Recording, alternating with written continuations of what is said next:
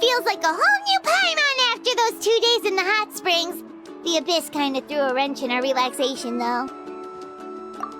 Still, spending time here really has felt like a vacation. The Kaholosaurs are so nice and so fun to play with. Their bellies are super bouncy. Oh, and Atea's snacks were she gave Paimon some for the road just this morning, actually. Yelling at some kids who got caught throwing stones in the hot springs, so not much has changed since we first met her. Hey, you guys. Sleep well last night? Yep, this area is so nice. Glad you like it. I was thinking of taking you guys out to do some sea fishing. Later tonight, we can eat whatever we catch. Fresh fish is absolutely delicious right off the grill. Hey, Mualani! Yeah? What do you need? The team sent out to fight in the Night Warden Wars has returned. And Kachina? Is she back as well? Kachina fell in battle. But don't worry, the team was victorious, so the Rite of Resurrection will be held in the stadium soon. That's a relief. The Abyss is cunning, and it was her first time. Mistakes are bound to happen. Exactly. She deserves to hold her head up high. All right, thanks for letting me know. We'll head out in a bit. Jeez, she sounded a little anxious there. Had me thinking it was bad news for a moment. Mualani, you said the Abyss was cunning just now, but it seems like the Abyss just wants to destroy everything. Like, think about all those monsters that attacked your tribe. If there really was some sort of cunning plan, wouldn't it make more sense to send them to attack Kachina and her small team? Not that Paimon wants them to be in any more danger, it's just... Relax, I get it. The Abyss is difficult to understand, that's for sure. At a glance, it certainly seems like the only goal is total destruction. The Abyss isn't a living entity after all, so what capacity for logic or planning could it possibly possess? But through our long history of fighting the Abyss, we've realized things aren't quite so simple. 500 years ago, the Abyss invaded Teyvat. You know about that. That's right. Khaenri'ah suffered greatly during that time. But so did every other nation in Teyvat. And Natlan was the worst affected of all. It took the combined efforts of the then Pyro Archon and heroes from every tribe to finally repel the Abyss. Even so, the effects of the invasion lingered for hundreds of years, only able to be reversed little by little. Our tribe's waters were contaminated. The Children of Echo's territory was overrun by dangerous sludge surging from underground. Unrelenting black winds tore across the lands of the Flower Feather clan. It was like each disaster was designed for a specific tribe. Exactly. We once thought that the Abyss's desire for destruction was a sort of primal instinct, but its methods are, in truth, marked by intelligence. We now believe the Abyss has invaded the Night Kingdom, and has the capacity to read the memories of this land at any given moment. And that's how it became so dangerous and cunning, almost like it knows you inside and out. Yes, and that's why we've been unable to fully eradicate it, even after all this time. Luckily, the problems left behind by the Abyss have been successfully addressed by the various Pyro Archons we've had over the years. Now every tribe is prospering and things are looking up. I mean, just look at what we managed to do a few days ago. We totally fought them off.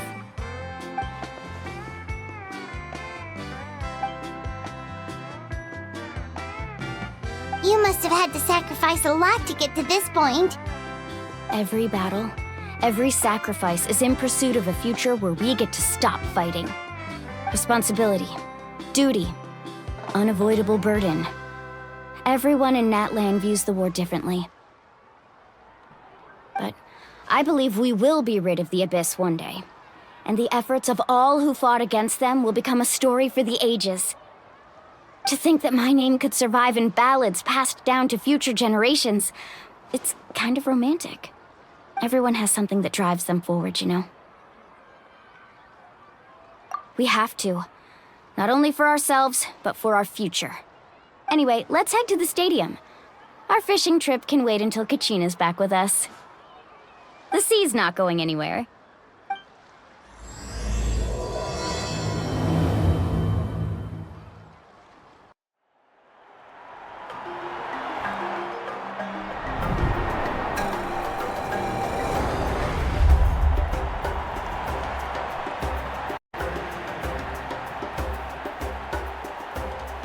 Whoa, this place is packed already!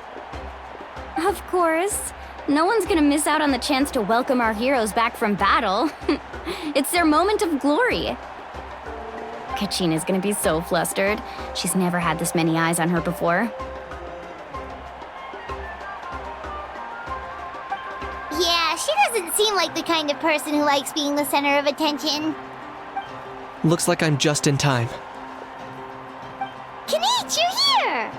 Yeah, a commission ran longer than expected, but I made it.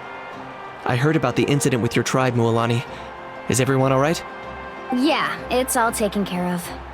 Our new friend here's got some tricks up his sleeve, by the way. He's just as strong as Kachina made him out to be. Hey, look! Is it about to start? That's right. Someone will come out and recite a eulogy, and then we'll sing the Ode of Resurrection together. Come on, let's find a spot with a good view. When the singing starts, just follow my lead and you'll be fine. Let's go somewhere higher up so Kachina can spot us.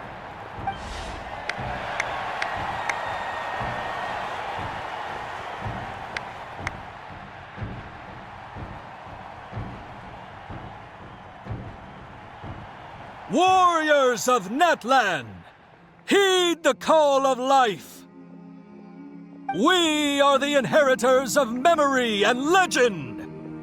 Those who grew alongside sun and wind. Those who forged our own destiny and future. That is Natlan's fire, the lifeblood of our nation.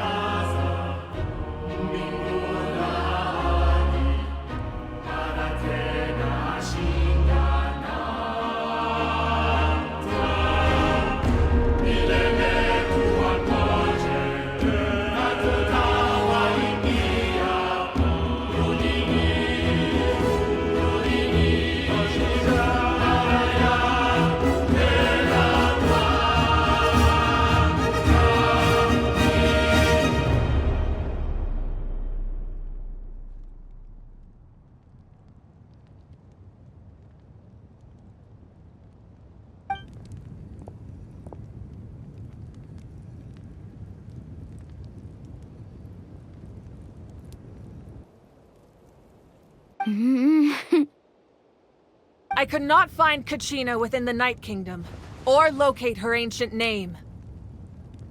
What? What does that even mean?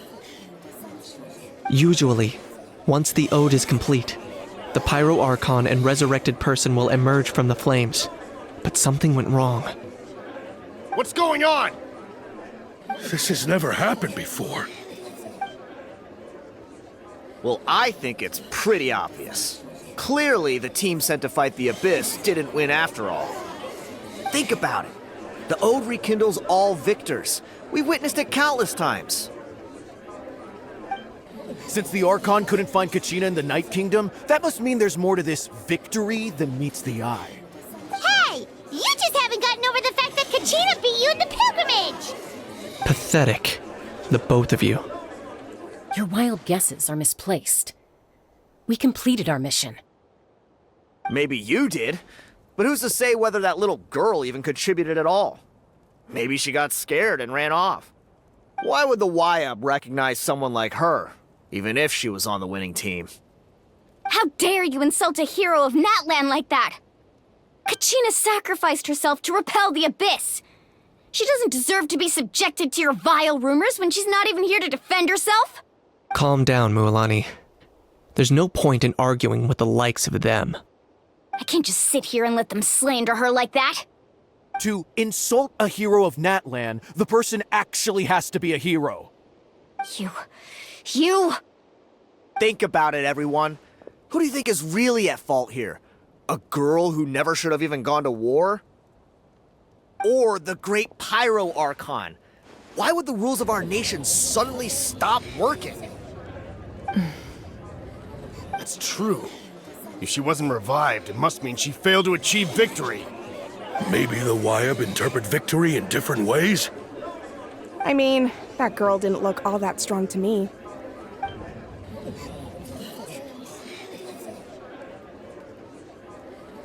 Kachina wouldn't have run! That's not like her at all! No, she's been waiting for this moment for too long. No matter how daunting the situation, no matter how scared she might feel, she's always the first person to stand up and face it head on. We don't even know what happened, so don't you dare try to use this as an excuse to vent your anger or slander her reputation. Fine. We'll find out what happens soon enough. Then, we'll see who truly deserves glory. That's enough. There is no doubt about today's victory, or Kachina's part in it. She is a hero worthy of our admiration and celebration. However, the failure of today's ceremony is undeniable. Kachina has not been rekindled, and I offer you all my deepest apologies as I continue to investigate this matter. To prevent further casualties, I have decided to suspend the pilgrimage until this matter is resolved. What? No one is all-knowing. No one is infallible, not even myself. But doubt is a means by which we seek the truth, not a weapon we wield against others. I didn't mean it that way, Archon. If there are things you wish to clarify, then ask me directly. Doubt my answer if you wish, but now's your chance. You have... No, Even though I have said nothing to change your mind, then it would seem the truth never mattered to you at all. That guy doesn't even have the courage to answer the Pyro Archon's question. So much for... I have a question, Archon. My friend Kachina. Do you have any idea where she is? It's extremely important to me. I know you said you were investigating the situation, but I'm sorry, that's not enough. I've already shared everything I know. If you want to learn the truth and rescue your friend sooner, you should join the investigation. So, what do you say? Of course I'll join. In that case, come see me in the speaker's chamber. We should join them. Oh, and if it's not too much trouble, could you drop by as well, Traveler? I'd like to have a chat. Rest assured, everyone, I'll keep the tribal chiefs informed on the progress of the investigation. Once again, I apologize for the outcome of this ceremony. If there are no further questions, let's part for now. Did she just ask us to come along? I believe she did. Let's go. I'd like to know what's going on myself.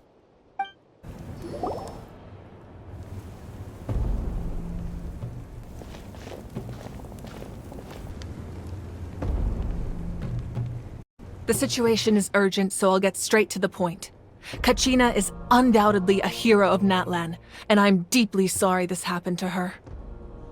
There's been unrest in the Night Kingdom, but I don't know what's causing it. As a result, I've been unable to track down her location. Until we find and address the cause of the unrest, the Ode of Resurrection will continue to be ineffective. And that means Kachina won't be able to come back? That's correct. Not until the problem with the Night Kingdom is resolved. How long will that take? It's hard to say. Kachina always dreamed of fighting the Abyss, of doing her part to defend Natlan. She wasn't afraid of death because she knew, if it came down to it, the Pyro Archon would be there to bring her back to life. Whenever we sat down together, exhausted from training, she would always hum the Ode of Resurrection. She was supposed to come back to us. We were supposed to hug her and celebrate with her and share her joy. We supported her every step of the way, but what are we supposed to do now? Sit peacefully and wait for her return? Lose ourselves in grief over her death? Tell me, are we her friends? Or her murderers? That's not fair, Mualani. It's all right. I understand your rage and your grief. Kachina's life means a great deal to me, Mualani. Believe me, I want to bring her back as soon as possible. I would give you that peace of mind if I could. But please, hear what I have to say so I can at least give you a broader picture of the issue we are now facing. Considering the recent attack on your tribe, I believe the Abyss has found a new means of undermining the rules of our nation. You mean... The Sacred Flame. The foundation of our resistance against the Abyss. If we continue to hold the pilgrimage and send teams to fight the Abyss, there will likely be more casualties. But if we stop altogether, the Sacred Flame will only grow weaker. The Abyss will scale up their attacks, and the tragedy we saw with the people of the Springs will only be the first of many. If we compare the two choices, the former seems to be the lesser of two evils. Sorry, I know that may sound harsh, but I bear the name Malipo. Weighing the costs is my duty. The raw truth can be cruel, but we need to understand it if we want to approach this rationally. But what would you say, Mualani? This is personal for you, and unlike Kinich, I dare say it's not a simple case of weighing up which course of action is less painful, is it? No. I can't choose between them, and I don't want to. Saying that one is preferable over the other is disrespectful to the people who suffered. You're saying it doesn't matter whether I suspend the pilgrimage. The consequences will be equally painful. Yes. What happened to Kachina breaks my heart. But I couldn't bring myself to sacrifice other people for her sake. And that is the crux of the problem. It's not simply a matter of choosing the lesser of two evils. Either way, there will be people who suffer, and the end result will be the same. Belief in the pilgrimage will waver. Once doubt has crept in, the people will no longer unite in battle against the Abyss. And that is exactly what the Abyss wants. Their ultimate goal isn't to break the rules that make the Ode of Resurrection work. It's to destroy the people's faith in them. To prevent what happened to Kachina from happening to anyone else, we need to suspend the pilgrimage. So that is my current plan. And in the meantime, we have to find another way of strengthening the Sacred Flame to keep the Abyss at bay. This won't be easy. I'll need time to figure out the best approach. I understand your anger, Mualani, but I hope that provided some clarity at least. Wow. Hyman thought things were gonna get heated for a second, but the Pyro Archon took the time to explain everything so patiently. I owe you an apology, Archon. I let myself get carried away earlier, and I'm sorry. You're right. We need to focus on finding solutions. We could always hold the pilgrimage without sending a team to fight in the Night Warden Wars. That way... I've considered that, but the two events have nearly always been linked. Without the chance to fight the Abyss, pilgrimage rankings lose their prestige, and competitor numbers will drop. With fewer participants, the amount of contending fire produced will decrease, and the vicious cycle will continue indefinitely. So, essentially, the Abyss has taken Kachina hostage. You've learned about the concept of ley lines during your travels, yes? The Night Kingdom is something similar. Staying there for a short period of time shouldn't have an effect on the person. But with the Abyss in the picture, it's a different story. Your sense of self will be devoured until eventually you become one with the Sea of Souls. Imagine pouring a cup of water into a rushing river. You can try to scoop up another cup, but there's no chance it will be the same water you had before. I won't sugarcoat it. That is the danger Kachina is currently facing.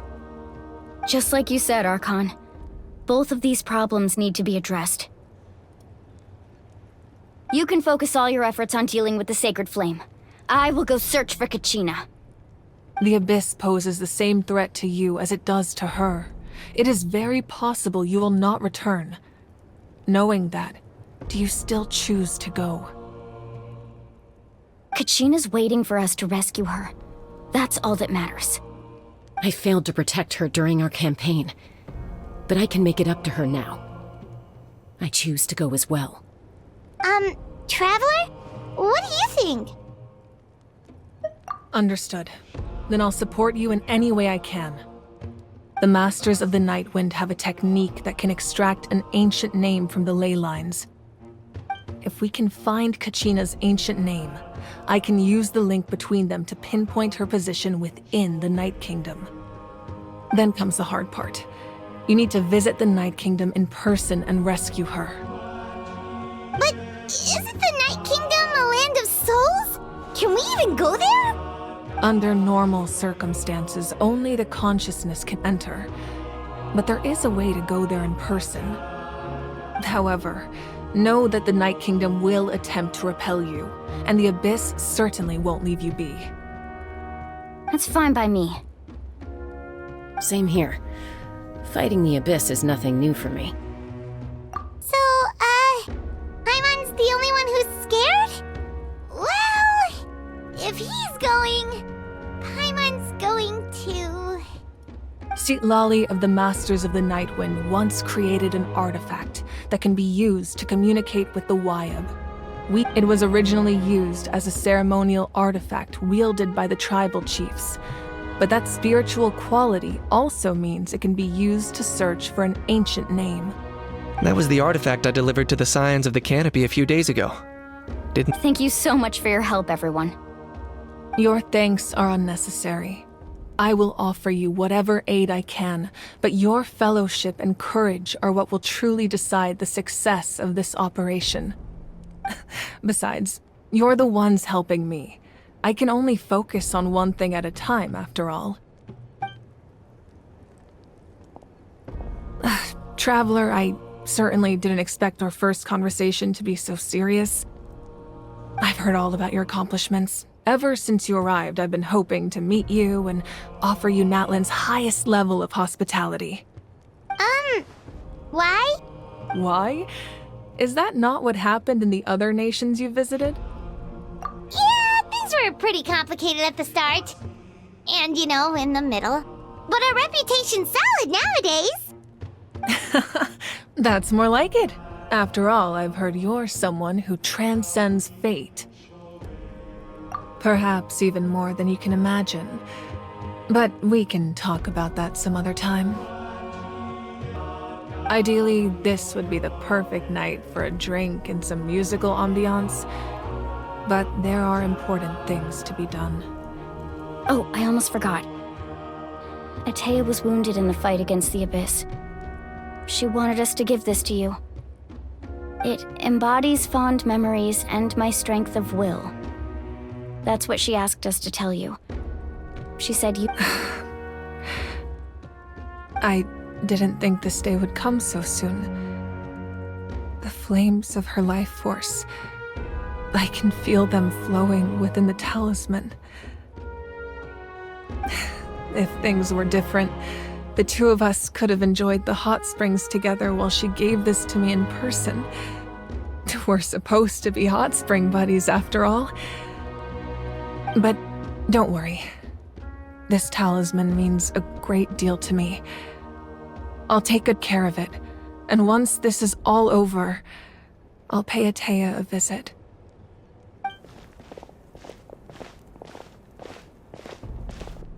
You said you didn't want to jeopardize the production of contending fire, but that's not at all why you decided to suspend the pilgrimage, is it? You're right. Even now, the production of contending fire is far from sufficient. The gradual corrosion caused by the Abyss has resulted in a massive shortage of pyro energy, and we're currently at the breaking point. As things stand, the pilgrimage is a lost cause. Suspending it allows us to save our strength to defend the tribes.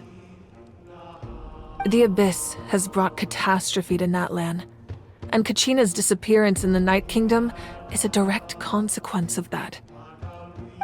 We can't let the general public know that. No. If the public learned that Natlan's destruction was close at hand, there would be immense panic. But if I said nothing at all, they would have continued to question the integrity of Natlan's heroes. Another simple choice. The latter was clearly the better solution, but you chose otherwise. I have never subscribed to the belief that the right choice is the one with the fewest sacrifices. Let's go. There's still a way for the sacred flame to last a little longer. You mean? Yes. Come with me.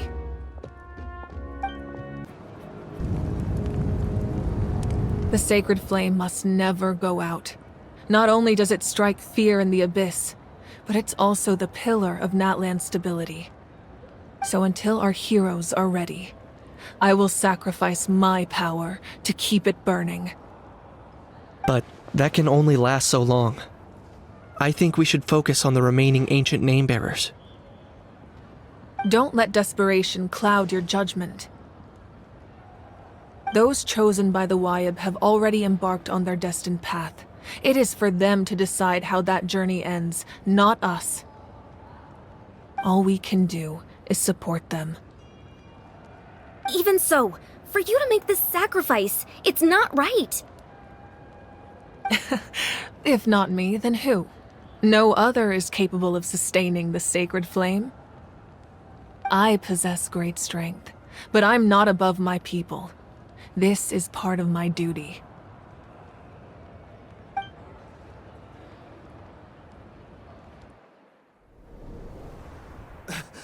Archon! It's the Fatui!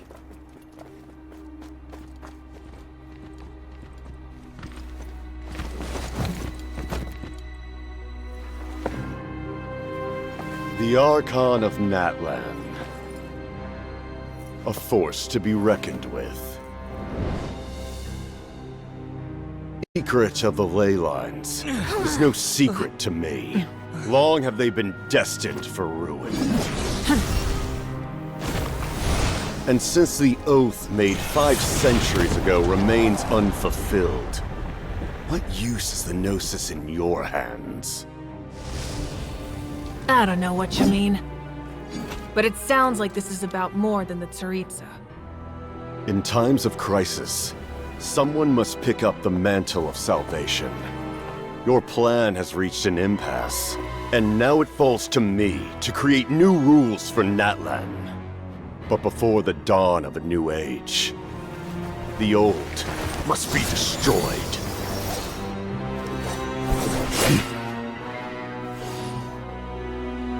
I assume that's the end of your speech? Good. People like us. Let our blades do the talking!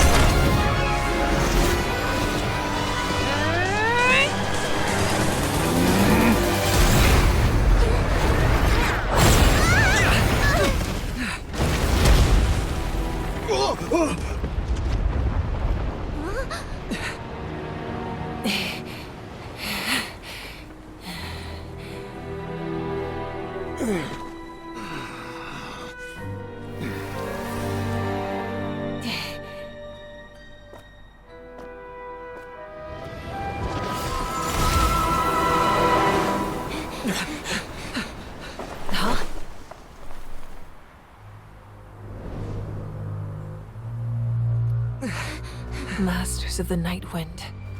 Send word. The captain and his followers must be apprehended.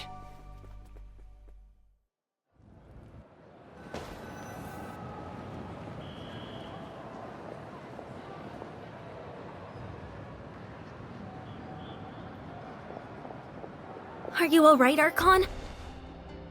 He was a formidable opponent.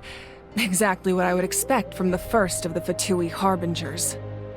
I never imagined someone could match you in combat. If the Tsaritsa sent him here, why would he bring up what happened 5 centuries ago? Yeah. And how much does he know about Natlan? The Harbingers are all driven by their own personal goals. The only purpose that unites them is collecting the Gnosis. But I'm sure the captain has his own reasons for being here as well. Whatever his motive, we should shift our focus to the Fatui. If they attack again and we're not prepared, we're done for. No, we're running out of time. The wound I inflicted should hold him back and weaken him for the time being. Besides, I'm sure you noticed, the power that came to his rescue just now came from the Masters of the Night Wind. In other words, there are traitors among us. Not necessarily. This could prove to be a very valuable turn of events. When we exchanged final blows, I sensed an unusual presence within him. I'll need to investigate further. Kanich, go to the Masters of the Night Wind and look into who could have aided the captain. Speak to Sitlali. She should know.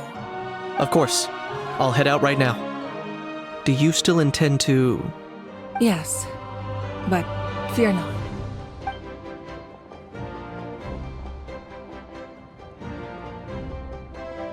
Natlan's strength has never rested solely in its Archon.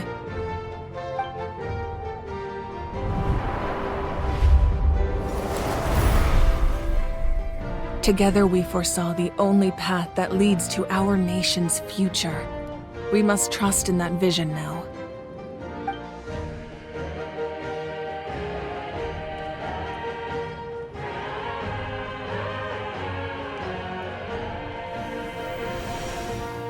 Is everything okay, Archon?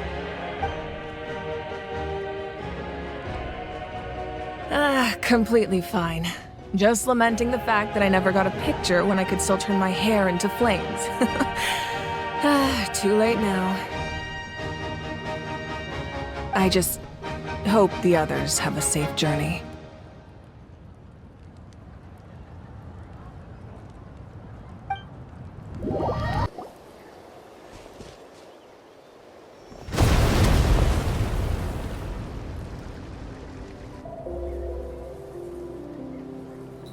What's happening at the stadium? Did something explode? It feels like the Archon unleashed her power. She must be fighting a formidable opponent. Should we go back and check what's going on? Have faith in the Archon. She wouldn't lose in a one-on-one confrontation. Once we find Kachina's ancient name, we'll head right back. Okay, let's just keep climbing. Emon really hopes nothing goes wrong. Mine is right over there. Let's go.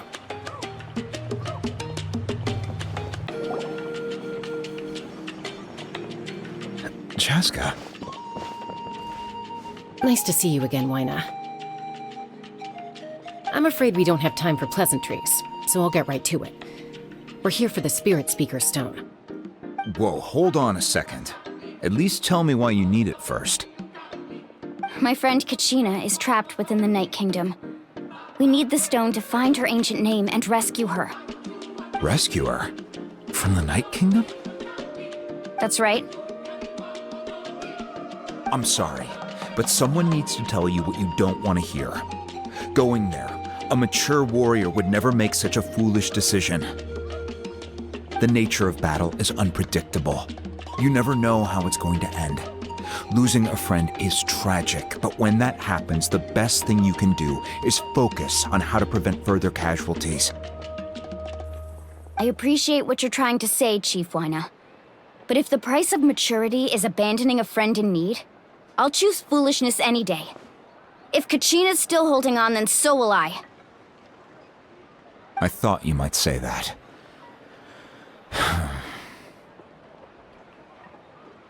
Is something wrong, Wyna? This doesn't seem like you.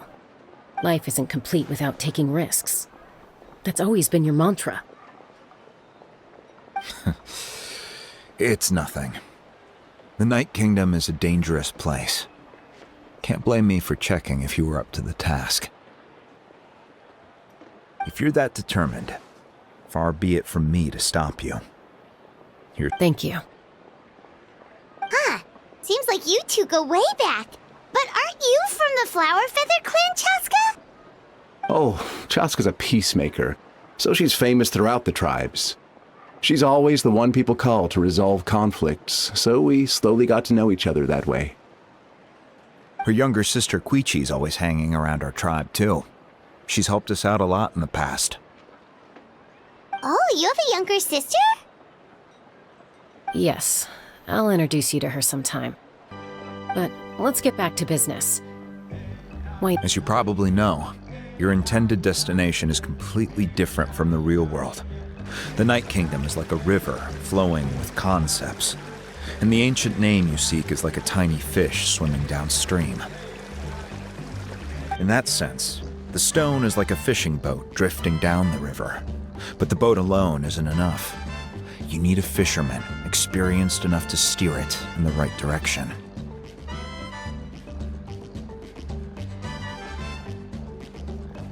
We couldn't do that ourselves? With a little practice, I'm sure you could. You have the strength and the talent. If you want to make sure this works, though, I could recommend someone to you. Who? Vichama, a legendary warrior and scout from our tribe. He's got a keen eye and a well-honed intuition. Even his ancient name means to seek. If you're fishing for a name, you're gonna want him on the boat. Vichama? Why does that name sound familiar? He's one of Auntie Atea's hot spring buddies. I've heard stories about him. Where can we find him? Ever since Malco passed, he spends most of his time gazing out at the scenery from the cliff tops. Follow the path that way, and I'm sure you'll find him.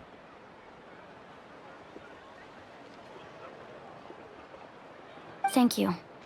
We'll go look for him there. Good luck. I hope everything goes well.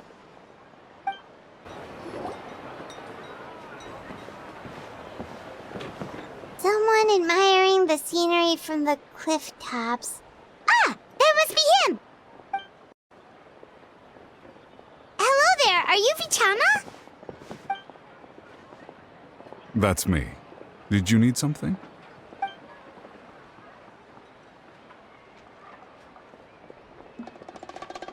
What? You're saying you can bring someone back from the Night Kingdom? How is that even possible? No, if you really think about it, anything's possible in that kind of place. But that would mean... Are you okay? You don't look so good. Everything's fine. I'll help you, but I do have a small request. After I help you find Kachina's ancient name, I want to use the stone to look for my friends as well. Your friend? Oh, why not mention someone named Malco? Is that who you're talking about? Yes, but I'd rather not get into it if it's all the same to you. That's not a problem. We agree to your request. Yeah. Since you're helping us find Kachina's ancient name, it's only right that we return the favor. Then we're agreed. Can I have a look at the stone?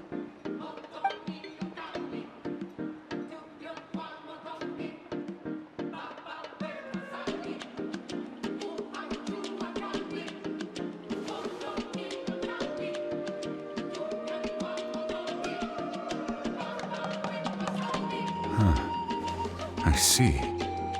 From what I can tell, it functions almost like an abyssal pylon. Both connect the Night Kingdom to the living world. Once the connection is established, the abyss will come surging through the opening like a predator honing in on the scent of blood. So we have to be sure not to use it in a tribal settlement. Wow, you got all that just from looking at it? I just picked up on the basics, really. I still have no idea why it works. You said someone named Sitlali invented this. They must be a genius. I'll go find an open area and start setting things up. In the meantime, I need you to get 2 things for me. We'll go right away. What do you need?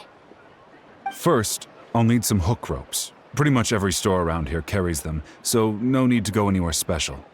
Oh, and I need to build a net out of them, so make sure— Wait, are you saying you're going to use a real net to catch Kachina's ancient name? How does that work when one's tangible and one's not? By creating something tangible in our world, like a net, we can create a connection to a corresponding concept in the Night Kingdom. Basically, I'm going to use the concept of a net to catch something equally intangible, an ancient name. Oh, I see. What about the second thing you needed? Right. I need 2 chunks of obsidian. Once we bring the ancient names into our world, we'll need a place to store them. Normally, you can only get obsidian from the Children of Echoes, but I heard there's a traveling merchant from that tribe around here somewhere, so maybe you can try your luck there. Gotcha! All right, let's split up. See that clearing? Let's meet over there when you're done. Oh, and you can send someone with me if you want, in case you're worried I might take the stone for myself. What do you think, Chaska? There's no need. Lena spoke highly of you. That means you're trustworthy. I appreciate it, even though that doesn't mean much to me anymore. Anyway, it'll take some time to set everything up, so no need to rush. I'll see you in a bit.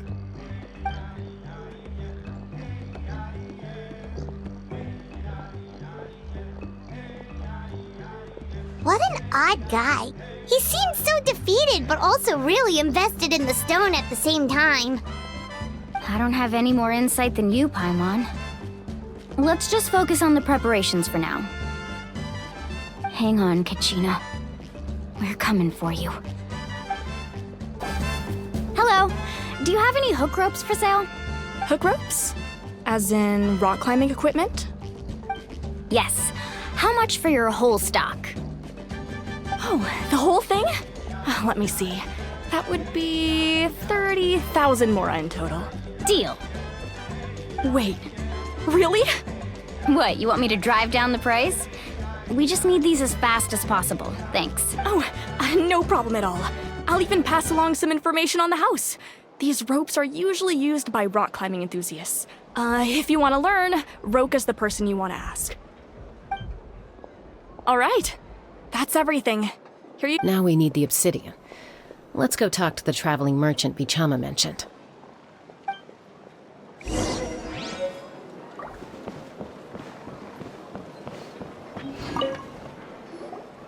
Excuse me, do you sell obsidian? Why, yes. I've got a chunk for sale right over there. Perfect. Is that the only one, though? We actually need 2. That might be tough. Tell you what, I'll take a look through these boxes over here and we'll see what we can find. Thank you so much. We'll wait here.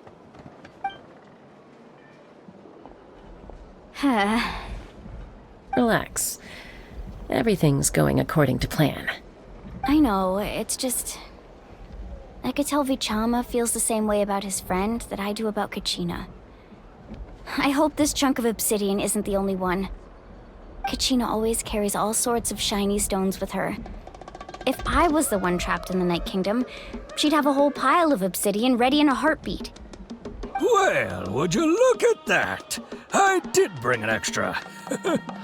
Here you go, young lady. How does it look? Perfect! Thank you. How much do I owe you? If you hadn't shown up, these stones would have just sat here collecting dust. I'll take 3,000 mora for both. Here you go. By the way, I heard you mention Vichama just now. You running an errand for him, then? How's he doing? Malco's been gone for 5 years now. It's about time he started to move forward. Do you know what happened between them? I heard about it in passing while I was out drinking one night, but I don't know all the details. Vichama and Malco grew up together, and even made a name for themselves together. Malko was an amazing fighter, capable of knocking out multiple opponents in a single hit, while Vichama excelled at scouting and analyzing the battlefield. The two made an excellent team, and managed to beat back the Abyss several times. 5 years ago, they both emerged triumphant in the pilgrimage, and were placed on the same team to fight the Abyss. But on the eve of battle, the Abyss launched an attack on their tribe, and Vichama suffered an injury to his leg while attempting to rescue someone. Then what happened? The team agreed that he couldn't fight the Abyss in his condition. Vichama didn't argue. He knew going to the front lines with an injured leg would make him a burden in battle. So it's just... Malko and the others ended up facing hordes of abyssal monsters in numbers that far exceeded anyone's expectations. The team made an error in judgment, and they fell to the onslaught. Vichama went into a deep depression after that. He blames himself for everything. Oh, you're not wrong. But it's possible he chooses to blame himself. Not because he did something wrong, but because he wasn't able to do anything at all.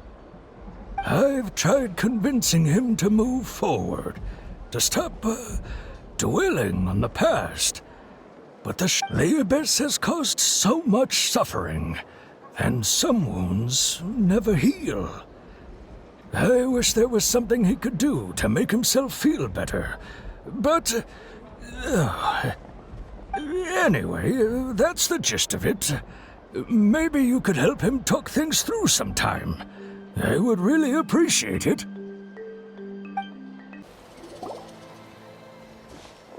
Did you get everything?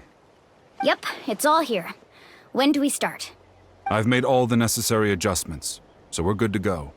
As agreed, I'll help you find Kachina's ancient name, and then you return the favor. Go ahead.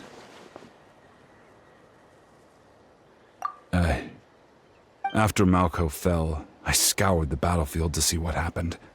It turned out he wasn't bested by some impossibly powerful foe. He was dragged to his grave by the sheer number of enemies. If I had been there, I would have been able to sense the danger. I could have warned them not to advance. I've always blamed myself for what happened. But when you told me about Kachina, I realized there's a chance Malko might also be alive, fighting for survival in the Night Kingdom. But that happened several years ago, right? The Pyro Archon said all life within the Night Kingdom eventually becomes one with the Sea of Souls. There might not be much hope, but I still have to try. Malko and I promised each other, even if we never managed to root out the Abyss for good, we would fight together until the end. All right, let's get to it. I'll start searching for the conceptualized version of Kachina's ancient name. If you see any fragments scattered around the area, please collect them.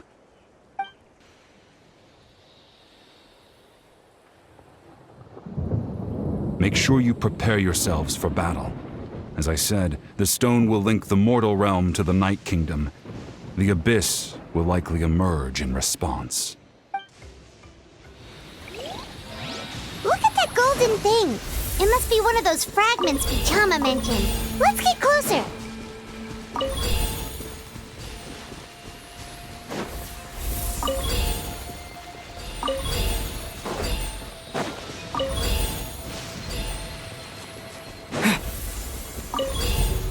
Whoa, monsters incoming! Watch out, everyone!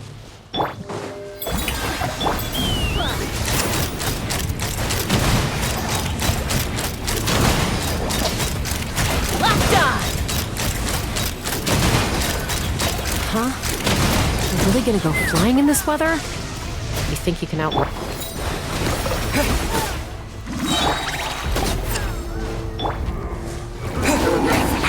Wipe out! Knock him down. Water jet! Strike a pose! Take me up! Locked on! Locked on! Locked on!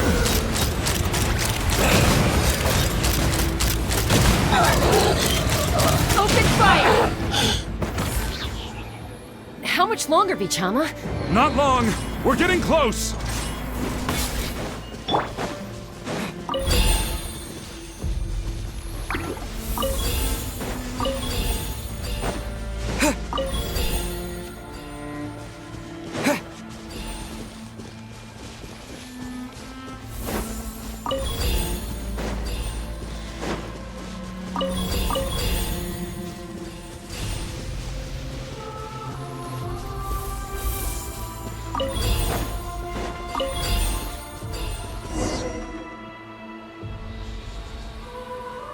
Vichama!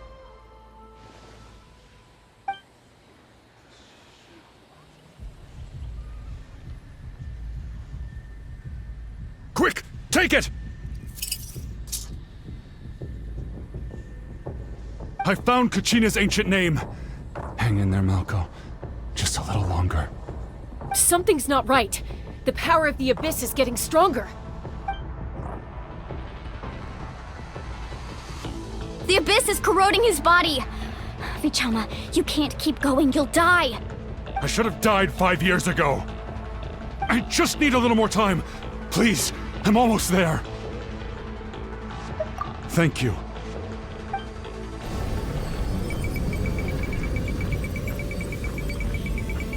Whoa, watch out! The power of the Abyss is strong.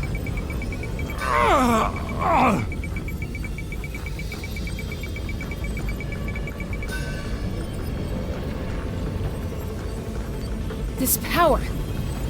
Hanging in there? Malko. No! Why can't I find him? Why? We can't wait any longer. Pull him away from the stone, Mualani. I already tried, but the power of the Abyss has him in a chokehold. It's like he's tied to the stone with an invisible rope. In that case, we have no choice. I'm sorry, Sea Molly. Get back! Chaska, wait! Ouch! What happened just now? It looked like the Spirit Speaker's stone was... The stone's power was spiraling out of control. The only way to stop it was to destroy it. You were all caught in the shockwave of the explosion. You might feel dizzy for a while, but that's normal. Give us a heads up next time, will you? You're lucky we managed to dodge it in time. I thought I said to get back. Yeah, barely a second before you made it go poof. Not everyone has your reflexes, Chaska. We were this close to getting dragged into the explosion. Okay, I'll be more careful next time. At least Kachina's ancient name is still in one piece. Wait, where's Vichama? Vichama! Vichama! I couldn't find Malko's ancient name. It must be completely gone by now. Once your ancient name disappears, there's no coming back. From the very beginning, I knew there was a slim chance, but still. And now... it's too late to save him. From the minute he left that day. Vichama. I'm sure he's heard enough condolences over the years. Let's just give him some space.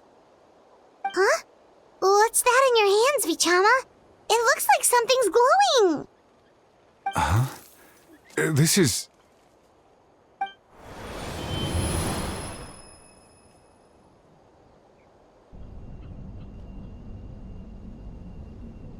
Hey, Malko. Got any strength left?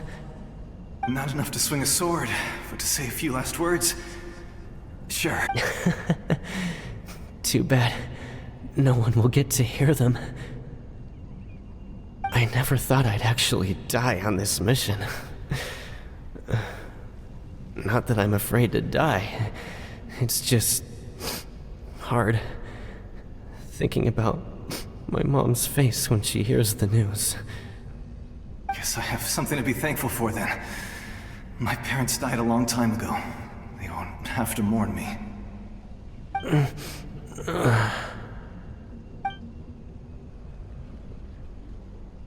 Pisak! Always had to beat me at everything, didn't you? Right to the end, you were never one for goodbyes. Maybe you're right. Maybe no one will get to hear our last words. But just in case... Vichama, I'm so glad you didn't come with us. Don't be sad. Just keep on living. For the both of us.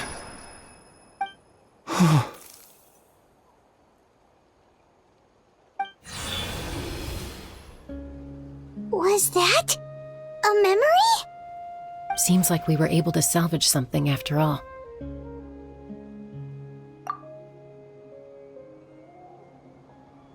Of course. Seeing him, hearing his voice again, it makes me unbelievably happy. But it also brings with it an even deeper pain. A deeper pain? Why? Malco was always the type to put on a brave face. But in that memory just now, his hands were shaking, and his smile was forced. For all these years, I regretted not being able to fight alongside him to the end. And now I know, at the end of his life, he was thinking the same thing. Vichama. I'm fine. Actually, I heard Chief Wyna wasn't really on board with your plan to go to the Night Kingdom. When you asked for my help, I hesitated too. I knew helping you find your friend's ancient name meant leading you one step closer to danger. But I also understood why you had to try. Everyone has regrets in life, but not everyone gets the chance to make up for them. Once allowed to fester, guilt strips us of our most valuable qualities as warriors. In that sense, we might as well choose the braver path from the very beginning. If I could do it all over again, I would have followed Malco to the front lines no matter what. Even with an injured leg, there were still things I could have done. That way, even if the outcome stayed the same, I still would have fought alongside him to the end. There are critical junctures in life, and if you don't seize the chance to act, there's no going back. That's something I had to learn in hindsight, but you're still at the crossroads of your journey, so I hope you can walk away without regrets. Thank you, Vichama. I feel even more determined now. Kachina will come back to us. I'll make sure. I promised I would find her, and I intend to keep that promise. That's good to hear. Strange. My body, it's... Once abyssal corrosion enters the body, a portion will fuse itself to your internal organs. Even though the Traveler possesses powers of purification, the corrosion can never be fully eradicated. Thanks to him, though, you were only briefly exposed. Slowing your breathing and controlling your emotions should help you keep the symptoms in check.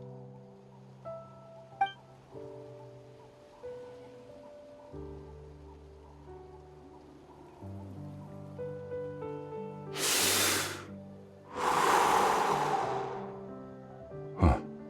That does make me feel better. You seem very knowledgeable about all this. Just speaking from experience, that's all. Anyway, we've recovered Kachina's ancient name, so we're off to a great start. Let's get Vichama back to his tribe and tell Wyna the good news. Oh, and apologize for destroying the Spirit Speaker Stone. We had no choice, though, so he'll probably understand. Right?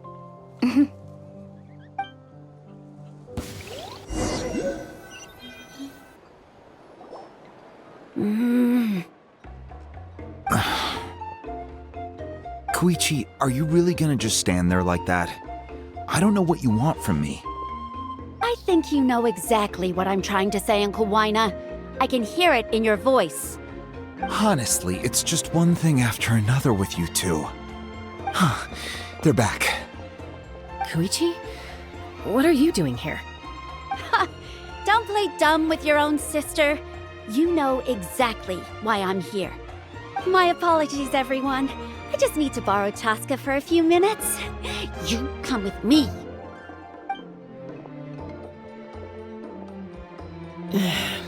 I'll be just a moment. Who was that? Koichi, Chaska's younger sister. Although the two aren't actually related by blood, it's kind of a long story. It's not really my story to tell, but I guess it's not a secret. You see, Chaska was actually raised by cuckoo sores. She was afflicted with a rare disease when she was a child, and abandoned in the wild as a result. The Abyss found her out there, all on her own, and tried to devour her. But in the end, all that did was trigger her will to live. That strength of will pushed her to survive, but it also planted a seed of conflict within her. Eventually, she was adopted by the cuckoo sores. Wherever they went, she followed, getting into fight. For some reason, Paimon can totally imagine that. Well, when Chaska finally returned to human society, it was Koichi's parents who adopted her. At the time, Chaska still had a habit of getting into fights, so Koichi was always taking her around, Ah, I remember those days. One of those fights was definitely with me. But, you know, kids. You're fighting one minute and your friend's the next. Eventually, she found a way to rein in that desire to fight. And now she's who people call to resolve conflicts. It sounds like she still argues with Koichi, though. Don't siblings usually stop fighting when they get older? That's partly my fault. Koichi asked me to stop Chaska from doing anything dangerous, but you probably know by now, once Chaska makes up her mind, there's no changing it. Oh, I get it. No wonder you tried to talk us out of going to the Night Kingdom. Chaska? I'm all for your adventure. You need to take risks when you're young, because by the time you're my age, you couldn't attempt something like that even if you wanted to. Better try now than live with regrets later. That's what I say. Still, I can understand where Koichi's coming from. In the end, nobody wants to sit back and let a loved one put their life on the line.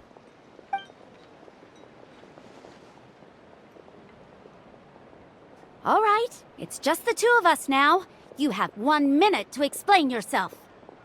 I don't have anything to say. You don't have to approve, but you should know I only do what's necessary. That attitude is exactly the problem. It's like you don't care. You try to sneak off to the Night Kingdom behind my back and then play it down as if it's just a trip abroad. Well, technically I am going abroad, right? Again with the excuses! We agreed, didn't we? There are 4 levels of danger. If it's not something urgent, you can only engage in level 2 danger and below. You can only go up to level 3 if a situation is so dire there's absolutely no alternative. But a trip to the Night Kingdom? If that's not a level 4, I don't know what is. And you were just going to sneak into the place without saying anything. What do you mean, sneak into the place? I always planned on walking in there with my head held high. You bought off Uncle Wina, didn't you? He promised me he'd stop you from doing anything dangerous. Oh, it's like he didn't even try. You feel like he went back on his word. What if I told you my mind was made up, and there was nothing he could have done? Not even by force. Oh, I knew it! So he did try to say something, but you didn't listen. This is important. If you were in my shoes, you'd make the same decision. You don't know that? I'm a doctor, and I handle logistics. If you're going to waltz into a dangerous situation where you could lose control at any moment, it's my duty to say something. All right, whatever. Anything else? What do you mean, anything else? Why don't you reflect on what you've done and promise me you'll stay put? Time out. Is this one of our normal arguments or a serious one? Chaska, does it sound like I'm joking? Then, you need to know something. What happened to Kachina was partially my fault. I can't leave her there to die. But the person you become when you lose control, that's also not who you are. That's a different issue. You said it yourself. A person is only as good as their morals. If I want to live in Natlan, I need to display qualities that make me worthy of this nation. I've also told you that managing your condition is equally important. Sometimes you have to make sacrifices. All right, let's stop this here.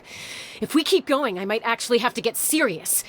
And I think Wyna prefers his roof attached to his house. Is that a threat? That sounds like a threat to me. Koichi! Younger sisters are supposed to listen to their elders. So, you're really going to go, no matter what I say? I'm supposed to be your sister. Then support me. I'll be back. All you have to do is wait. Chaska. So, that's it. Why'd you have to turn out to be so darn annoying?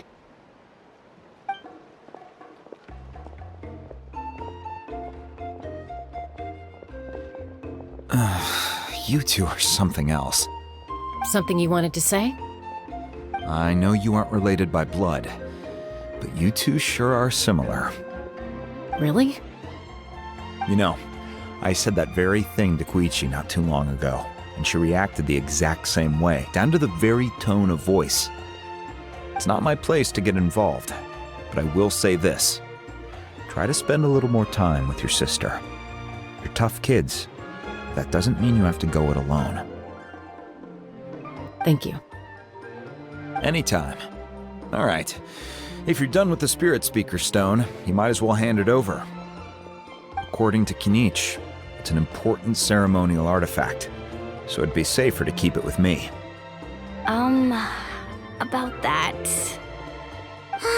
If only Tone-Deaf Bard was here, he could have repaired it just like the Holy Liar. The Spirit Speaker Stone might be 2 stones now. Huh?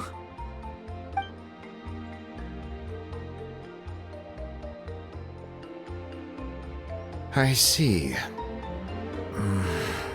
Sounds like it was an urgent situation.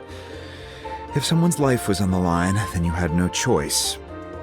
Still, Citlale's going to be a nightmare to deal with now that you've broken her stuff. I'll explain everything to her later. Stay safe out there in the Night Kingdom, okay? I'll wait here for your safe return.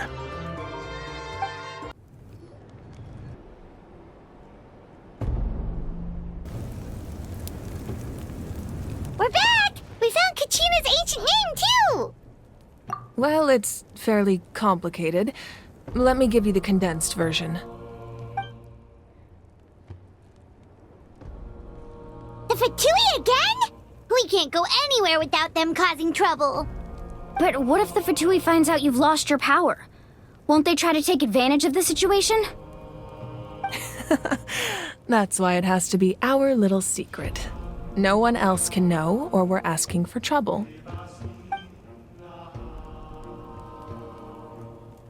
Look, I wish I could offer you some sort of consolation, but I won't lie to you. With multiple factions closing in, there's nothing comforting about the situation we're facing. Still, all you need to do is focus on your goal. You can leave the complicated matters to me. I can also step in on the Pyro Archon's behalf. There's a limit to what I can accomplish, but I'll help you however I can. There's no need to be so modest, Yan-san. Your incredible strength has long been a well-known fact. You're the pride. Archon, I'm sorry about before. You have so much on your plate, so much that you have to worry about. But all I could do was focus on my own feelings. You have nothing to be sorry about. We all get overwhelmed by our emotions, myself included. Your reaction to Kachina's disappearance, I understand that feeling very well. Well, now that we have Kachina's ancient name, let's go track her down. Follow me.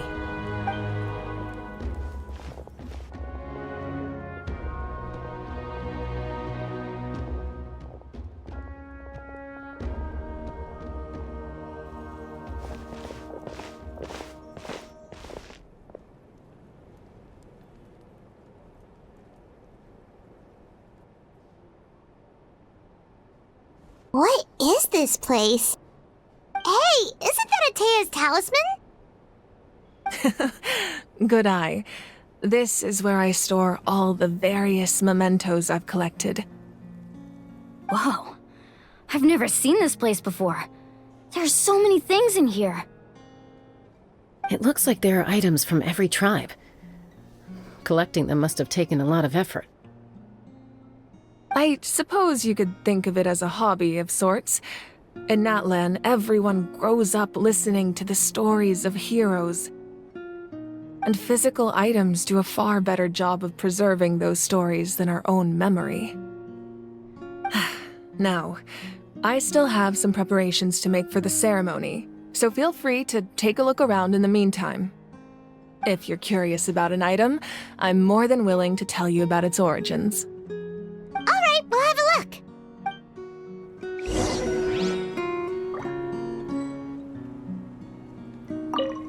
This flower looks like it's thriving.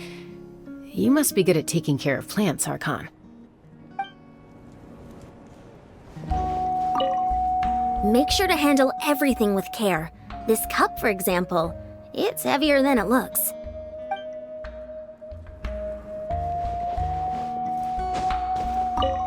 Make sure to handle...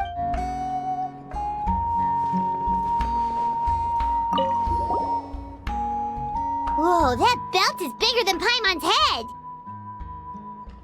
The Collective of Plenty are known for their bodybuilding competitions and contests of strength.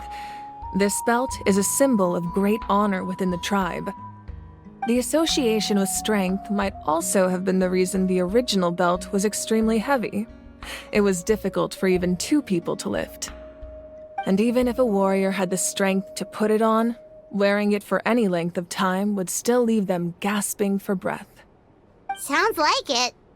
So the owner of the original belt, Kitera, commissioned a craftsman to make a copy identical in appearance but far lighter in weight. That is the belt you see before you. He would often wear this version when training in order to protect his waist. Or he made a lighter version so he could wear it all the time and show it off.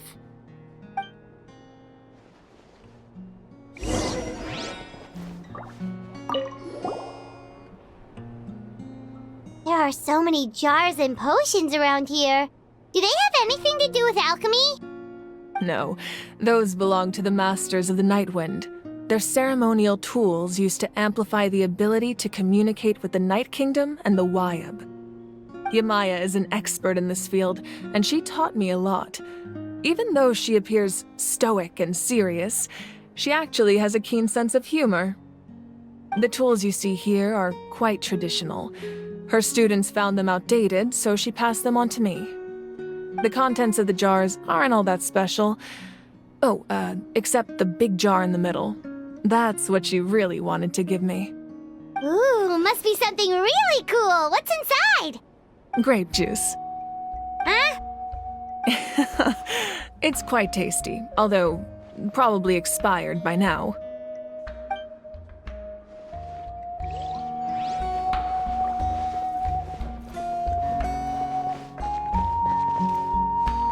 This fishing basket looks familiar.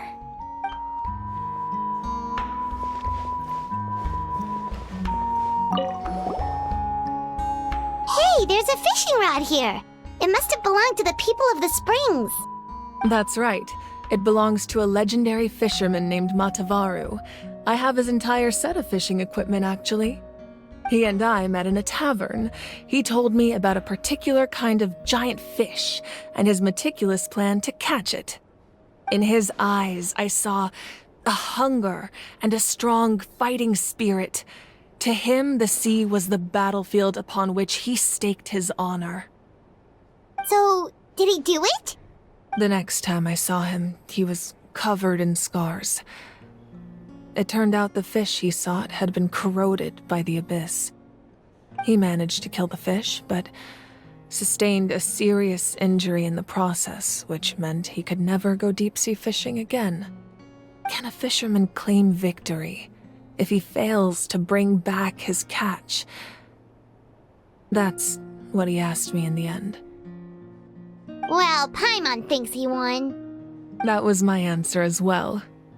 The experience was far more valuable than the prize itself. In the end, he didn't want his tools to go to waste, so he gave them to me.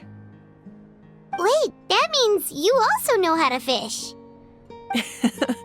Maybe we can go head-to-head sometime.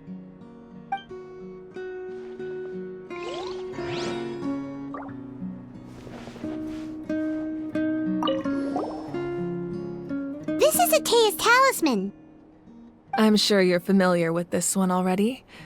Atea was rarely ever without it. The talisman brought her a lot of luck in battle.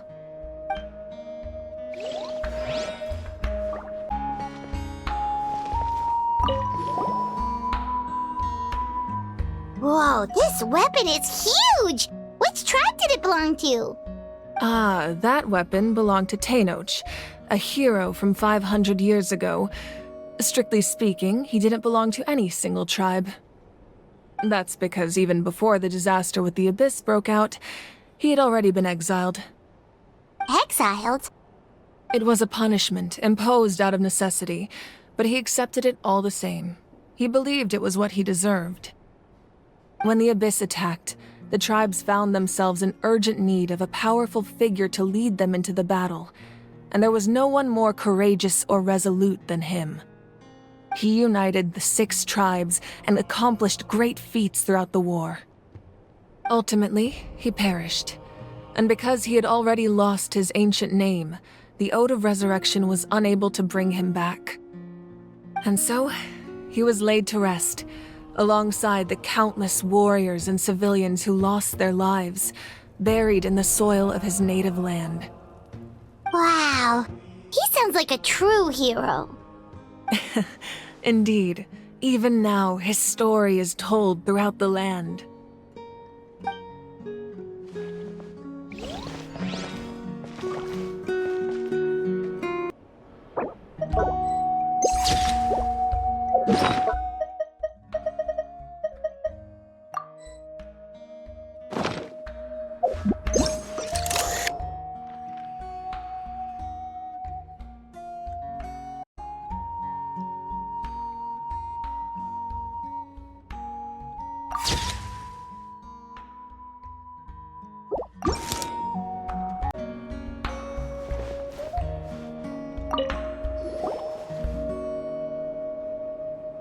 The powder still needs some time to settle, so let's wait a little longer. Well, what do you think of my collection? Do you feel like you have a better understanding of Natlan's culture now? Yeah, if each item represents a different story, seems like Natlan's really been through a lot. Does every item hold a special memory, just like Atea's talisman? That's right. The items in my collection actually serve a similar purpose to the ancient names passed down among the tribes. They demonstrate the true shape of time. The shape of time? Most people perceive time as a linear concept, almost like a straight line that can only move forward. We cannot change the past or predict the future. But there's also a different theory, one that I believe to be closer to the truth. Namely, that the past, present, and future all exist at once. At once? Paimon's not sure she understands. Let's say your journey ended right now. Thinking back on your experience in each nation, which one would you say was the most important? Exactly. Even at the end of your journey, the things you experienced along the way don't cease to exist. They become part of who you are. Take out a portion of that journey, and you would likely make very different decisions, and eventually arrive at a very different destination. The future is the same way. It exists even though it has yet to come to pass. We just lack the means to perceive it. Of course, there are those with the power to foresee the future. They simply call it by a different name. Fate. You're quite familiar with that concept, I would imagine. That does kinda make sense. The future hasn't happened, but already exists. Humanity excels at living in the present, But too often we forget the past and neglect the future. While the pilgrimage and the Night Warden Wars lead us to a better future. Only by uniting the people of Natlan across countless eras can we fight back against an enemy as formidable as the Abyss. To come up with such a set of rules, the first Pyro Archon must have possessed a level of insight I can only imagine. That's correct. At first, he was a mortal man with no special power. After he ascended to the divine throne, he used it to borrow power from the heavens and establish the rules of Natlan. Namely, a framework through which ordinary people can ascend to Archonhood. By holding the pilgrimage, we're able to determine the strongest among us, and when that person ascends to the divine throne, their inner flame will awaken. In addition, the sacred flame will grant them significant knowledge and memory of this land. After all, that's how I came to know everything I just told you. So, it all comes down to the power of the divine throne and the rules. Wait, is that a family portrait? Yes, that's my mother, father, younger, and the little Saurians we raised. I turned a piece of my dad's leather armor into a canvas and commissioned a famous artist to paint our likeness. Your sister is so cute! It looks like the two of you are really close. Paimon was having a hard time thinking of an Archon as an ordinary person, but seeing this portrait, it kind of makes sense now. It really doesn't look like there was anything special about you before. Oh, wait, is Paimon allowed to say that? A little late for that question, don't you think? Sorry! Paimon's so sorry! Paimon's mouth works faster than her brain sometimes! It's all right. I'd never get upset over something like that. No matter what others may say, my past is a precious part of my identity. I'm forever proud of the life I used to lead. Becoming the Archon doesn't mean you sever ties with your family. The position just comes with a lot of responsibilities, so it impacts how often you get to see them.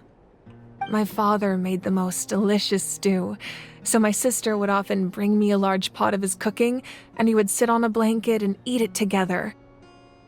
One time, we didn't close the door securely, and the Saurians we were raising ran into the room and knocked over the entire pot. My sister immediately burst into tears. The two troublemakers were going for the meat, but when they saw my sister's distress, they froze on the spot. I still remember the way they laid there, sulking like a pair of children, even after making such a mess. It was frustrating, but in the end, all I could do was comfort my sister and move on. Wow. Isn't that what being a family is all about? I think about that story a lot, actually. As the Archon, I made a vow to defend this nation, and experiences like that, they remind me exactly what I'm trying to protect. Well, what happened after that? This portrait looks pretty old. Your sister must be all grown up by now, right? I believe she ended up working as an architect and artist. She built many houses and crafted many beautiful works of art. Anyway, that's enough about me. Now that the powder is settled, we can begin. Ian-san, Mulani, Chaska, over here, please. Place the ancient name up there, and then we'll begin.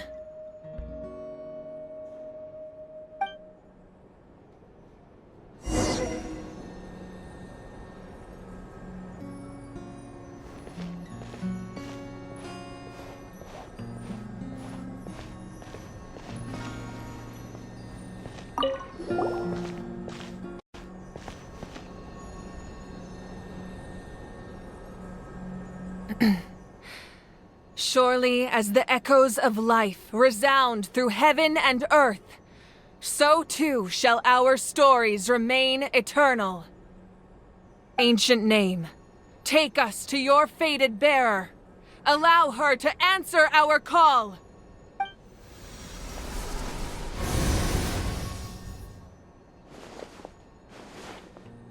Am I hallucinating again? Kachina! Are you okay? Huh? I'm not seeing things, am I? Is the Abyss playing tricks on me again? It's okay, Kachina. It's just us. We're trying to find a way to bring you back. Everyone, you have to listen to me. I've been investigating the Night Kingdom this entire time, and I figured out what's wrong. The Wyab is being affected by the Abyss. I was waiting for the Wyab to send me back, but then this really strong monster came in and it almost killed me. The Wyab saved me, even though its power is weakening, so I've been hiding from the monsters while trying to find a way to help. The Night Kingdom has become a huge mess, though. I keep hearing these awful sounds and seeing really horrible things. Don't listen to those sounds, Kachina. The Abyss is trying to strip you of your sanity. All you need to do is stay safe and wait for us. We'll be there shortly. It's okay. I feel so much better now that I've had the chance to talk to you guys. You don't need to worry about me. I've never been strong or special at all, really. So I don't blame anyone for forgetting about me or leaving me behind. Just knowing you care is more than enough. I'll find a way back. You don't have to put yourselves in danger to come rescue me. You're always like this, Kachina. Now's not the time to act tough. We're coming for you, and that's final. I don't know what lies the Abyss has been feeding you, but I'll tell you something right now. Nobody here sees you as a burden. You're a victor of the Night Warden Wars, a hero of Natlan. All you need to do is wait for us to rescue you, and you'll get all the applause and recognition you deserve.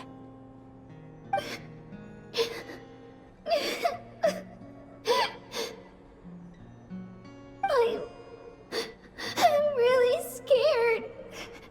Everything's so dark and creepy here. Still, I don't want you to put yourselves in danger because of me.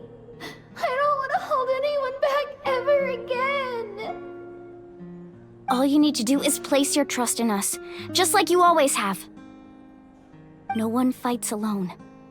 We're not leaving you behind. Not ever. Yeah, we're so close. We can't call it quits now. Thank you. Be careful. Looks like we've lost contact. Now comes the most dangerous part. You have to traverse the Night Kingdom in your physical form. This entrance to the Night Kingdom was left behind after an abyssal invasion. Even a brief amount of time inside could expose you to corrosion. I know. I'm prepared for that possibility. All right, then I wish you all the best. I'll tell Koichi to be ready just in case. She's very experienced in dealing with abyssal corruption. That face you just made. Don't tell me you two got into another argument. No, I just feel bad for creating more work for her. I'll go with them too, Archon. The more people, the stronger the party. Thank you so much for your help, everyone. It really means a lot that you're willing to brave these dangers with me. And there's no time to lose, so let's get going. Now that I've lost my power, I won't be able to provide much practical support. But I can still keep an eye on the situation from here. Eon-san, I know it's unlikely, but if you encounter a situation you can't handle... That won't happen. I hope not.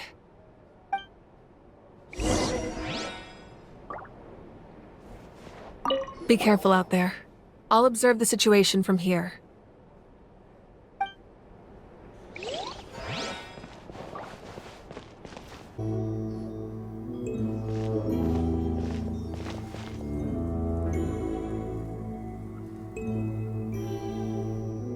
So we're underneath Natlan right now?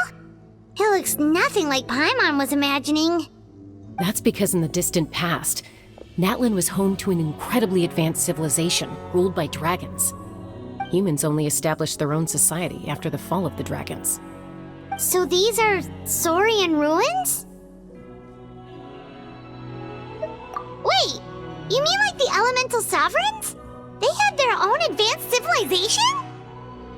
Yes, a really long time ago. Very few records have survived until now, so no one really knows what the devices here are for. These ruins have been abandoned for a long time, but with the recent increase in Abyss activity, the installations around here have somehow been activated again.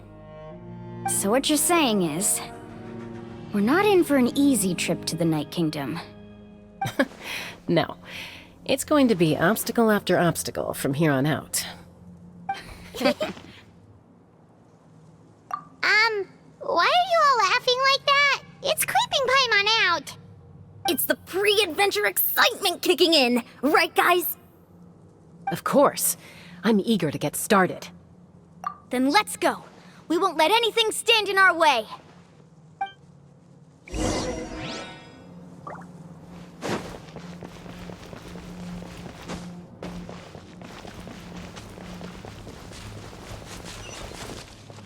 Seems like the road ends here. How should we get across?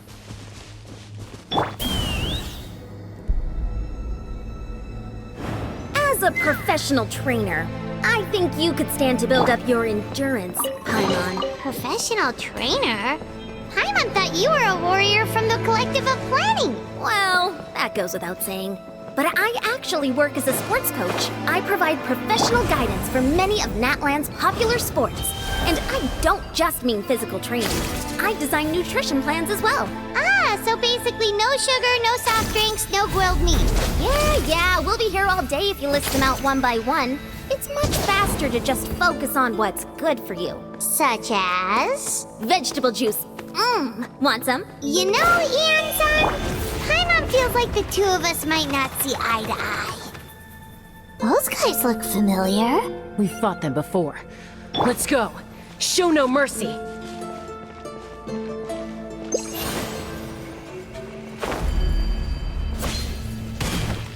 Yoo-hoo! Faster, stronger. Start the clock. Let's run. You are crazy? I'll show you crazy. Locked on! Hold on to your hats.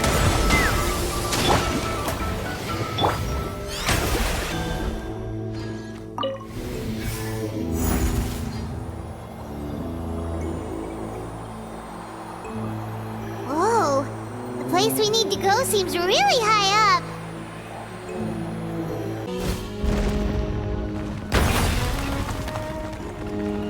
This is the final stretch. We just need to climb up, and we'll be there. Nothing to it. Easy for you to say.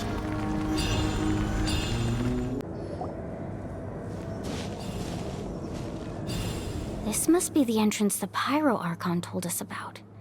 Yes.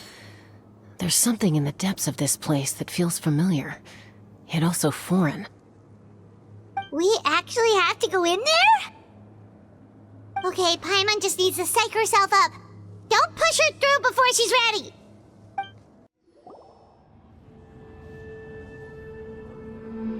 Hey! You don't have to drag Paimon! You're pulling too hard! Looks like we made it. This is the Night Kingdom.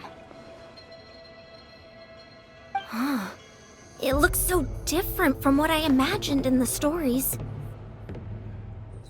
That overflow of energy is probably what trapped Kachina here in the first place. From this point forward, everything we know about the real world no longer applies.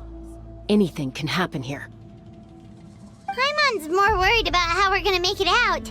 We obviously can't go back the way we came. Do you see that patch of light on the ground? It's shining down from that fissure in the sky. Oh yeah, right in front of us. So that's coming from up there? Just like I said, our real-world knowledge doesn't apply here. We fell all this way, yet came out completely unscathed. If this was the real world, we'd have to climb our way back up to the entrance. But here, all we have to do is stand underneath the light and offer a prayer. That's it?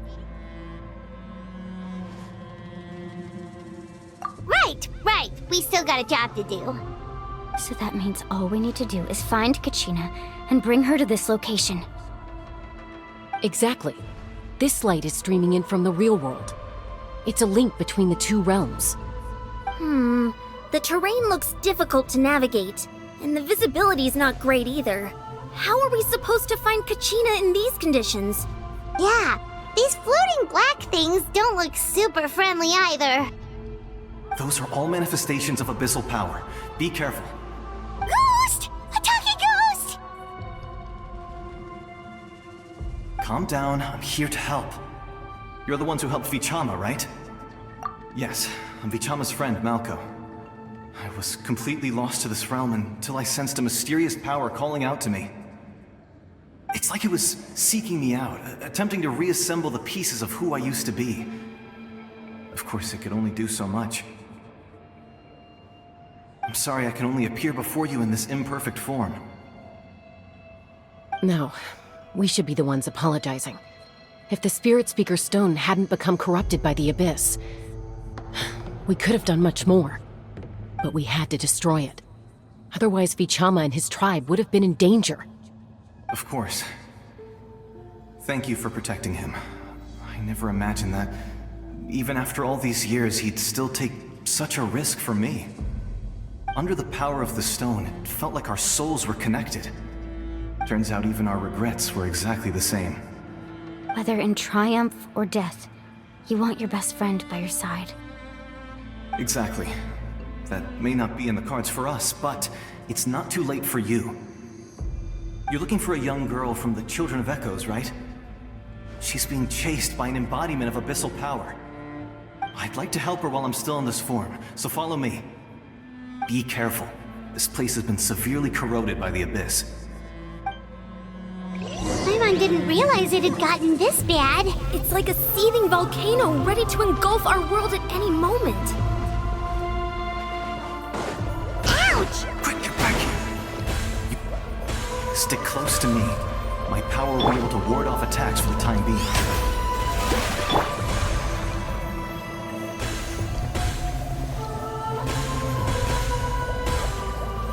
We won't be able to keep this up. Let's try another route. This way.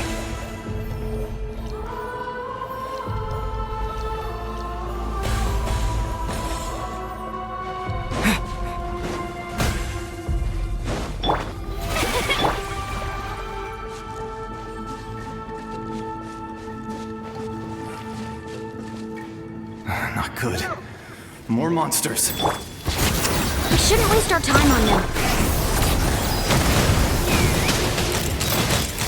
Bullseye!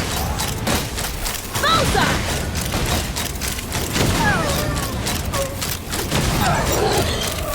Bullseye! Yeah!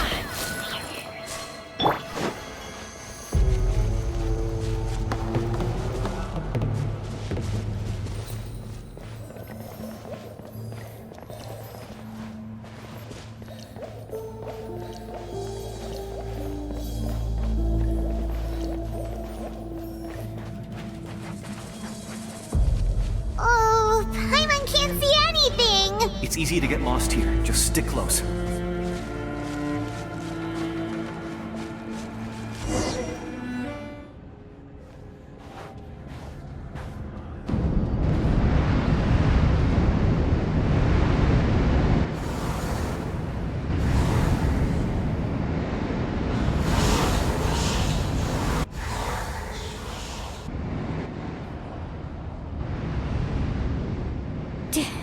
Did you hear that?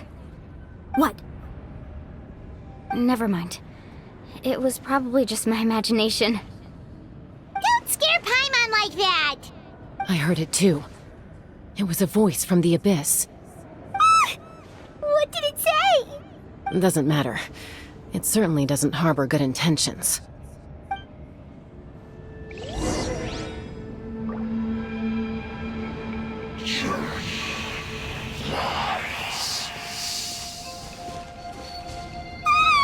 Paimon just heard it too! Let's keep going. Paimon wants to get out of this place!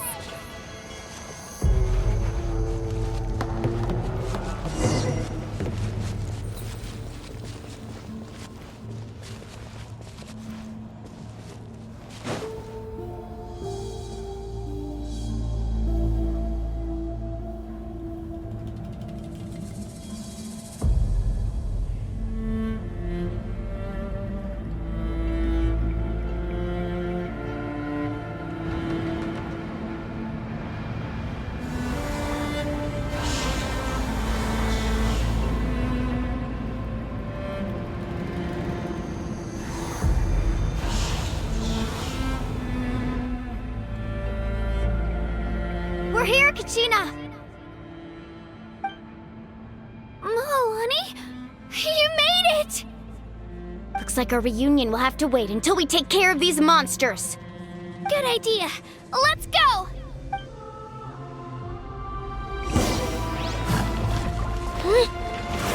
Coach will take it from here. Step aside! Start them! May I present Japan! Let's fly!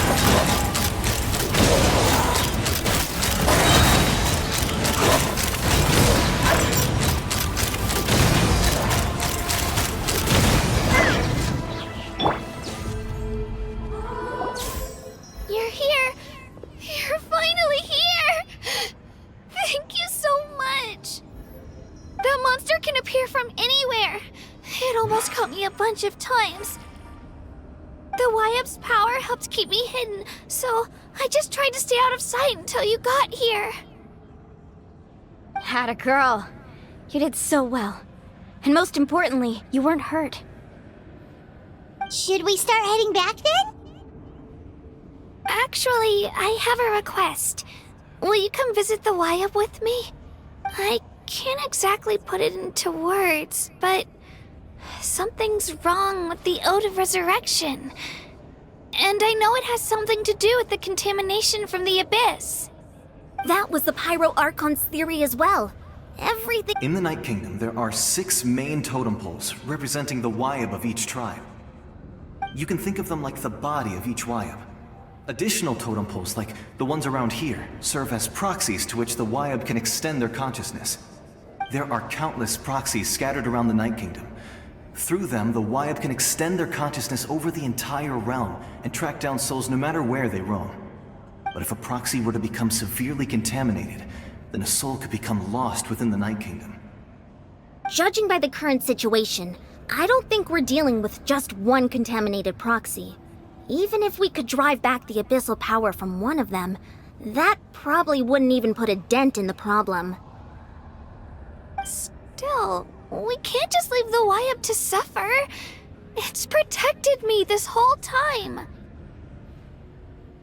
I agree. We might even manage to draw out the monster that's been hunting Kachina. Getting rid of the monster might slow down the deterioration of the Night Kingdom. Kachina? What's wrong? Nothing. Just a headache. And that voice again, telling me to abandon the Wyab and leave this place. Maybe we really should leave. Kachina's already been here for too long. No, I'm fine. Just up ahead. I'll lead the way. Besides, I can still fight, so please, help me out longer. Listen to me, Kachina. We'll come with you, but that's because we want to help the Wyab, not because we have something to prove. You don't have anything to prove either. It's okay if you reach your limit. We'll be there for you. All right, the sooner we get this done, the better. We've already come all this way, so we might as well try to get to the bottom of this. Let's go. This way. I'll stay here and try to stall the Abyss monster. All by yourself? That's too dangerous. It's all right.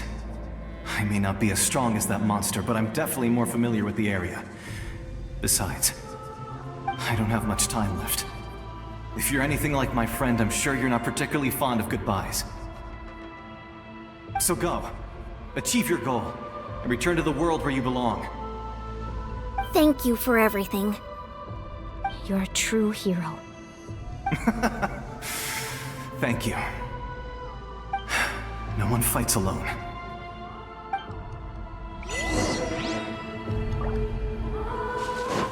Does your head still hurt? Let me help you walk. I'm fine. I'm fine. You should know I'm made of stronger stuff than that.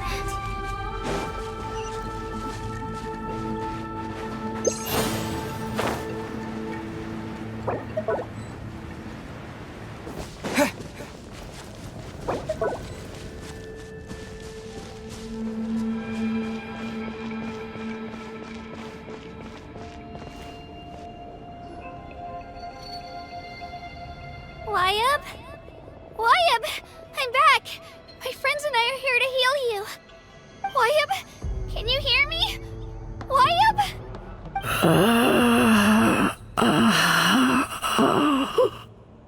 So we were right.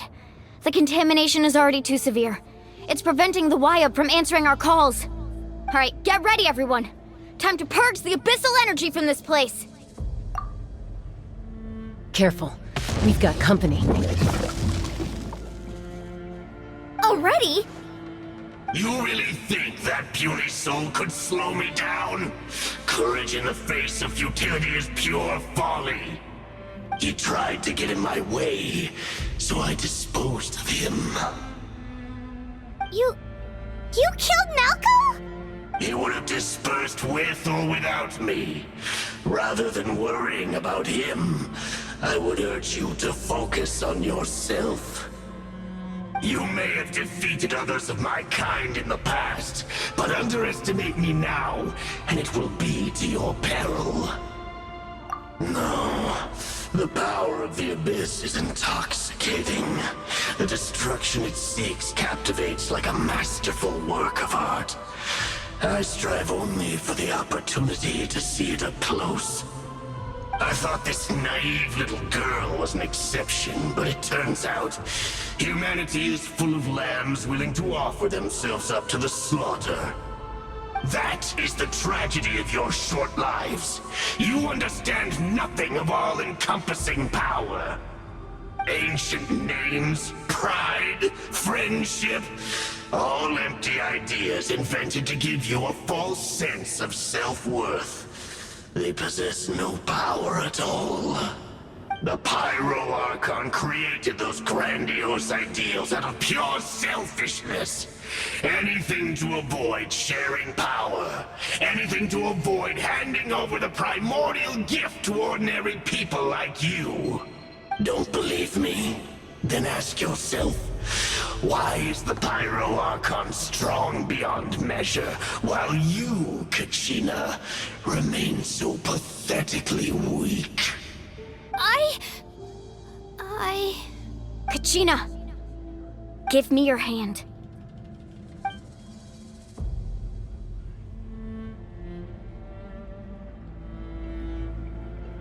Feel that? I'm right here next to you. Thanks, Moalani. You're right. I have nothing to fear. Because I'm not alone anymore. You're right. Maybe comforting ideals don't have any power. But you also couldn't be more wrong. You've never had to work for your own strength, so you will never understand the true source of our power. What? The courage we have to stand before you and not back down? It comes from our friendship. The power lies not in the ideal itself, but in our commitment to upholding that ideal, and in our decision to stand together and fight! Well said! Let's go, Kachina. It shouldn't take more than two of us to handle an enemy like this. Sorry in advance, but you deserve what's coming to you! There aren't many in Natlan who can beat us when we're together. It's From the ashes, the power of You're done! Get! Catching at the flames! Amazing! How brightly burns the truth!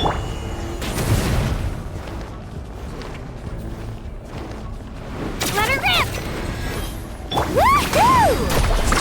Amazing!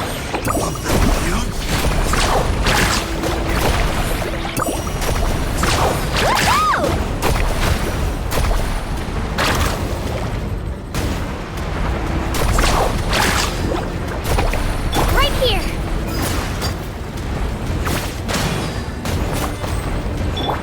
Off we go! Carving waves!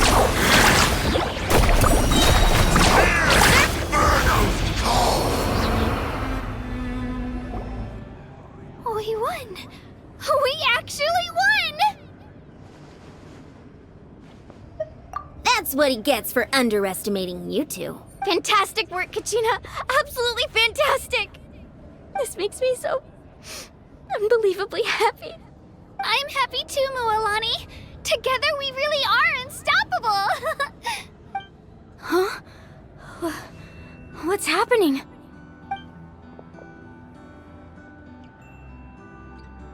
My ancient name is glowing? But I thought I didn't bring it with me. It's probably a projection from the real world. But that doesn't explain why it's glowing all of a sudden. Wait, does that mean you're...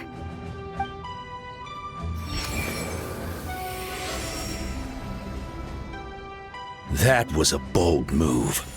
Diving headfirst into the fire to save your friend. Especially in a place so overrun with abyssal corruption. Still, seeing you pull it off was really something. Everything you said was exactly right. As isolated individuals, we stand no chance against the power of the Abyss. It took years' worth of scars, and lots of unnecessary suffering, for me to understand that for myself. The Pyro Archon's plan will unite us as one. Everyone has a part to play. Only then will we have the power to defeat the strongest of foes. Who are you? Tupac, a warrior from the people of the Springs. I fought against the Abyss during the invasion 500 years ago. I've heard that name before. You were the giant who saved all of Natlan. Since you were able to awaken my words from your ancient name, that means you have fully embodied the aspirations of the Wyab. Under the name Umoja, you shall unite the tribes and save Natlan from its impending doom. Me? As long as blood still runs through your veins, even the tiniest spark of steel against stone can ignite a flame. Its blaze will become one with the gaze of all Natlan. Even amid everlasting darkness, our bonds remain eternal.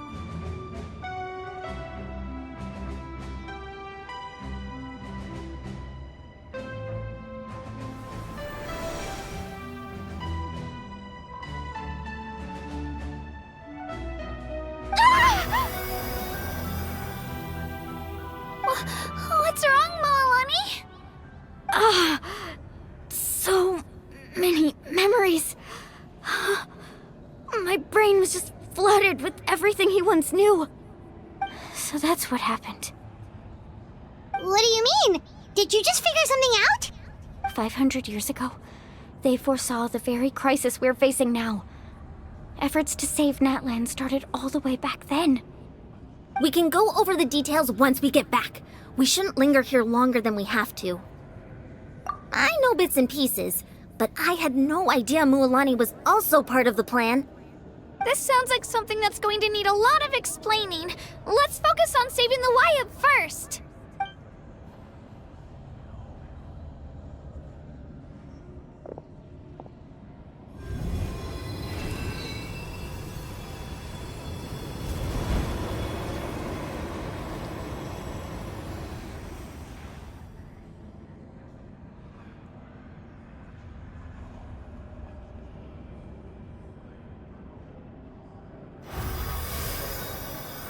Okay, that should be enough. Wyab? Can you hear me? I hear your voice, Kachina. My dear child. Great. Well then, I'm afraid it's time to say goodbye. I just wanted to make sure you were okay before we leave, but we can't afford to stay here any longer. I was going to ask why you bestowed an ancient name upon someone like me, but it's okay. I'll keep searching within myself for the answer. I'll never stop trying to improve my strength. One day, I'll live up to the hero you saw in me. You are already an outstanding child in my eyes, Kachina. No matter what happens. Huh? You are all my most beloved children. It has always been my honor to protect and nurture you. Your ancient name is just that, a name. Much like your parents chose to name you Kachina, I also gave you a name. But focus on who you want to be. You are already worthy of your name.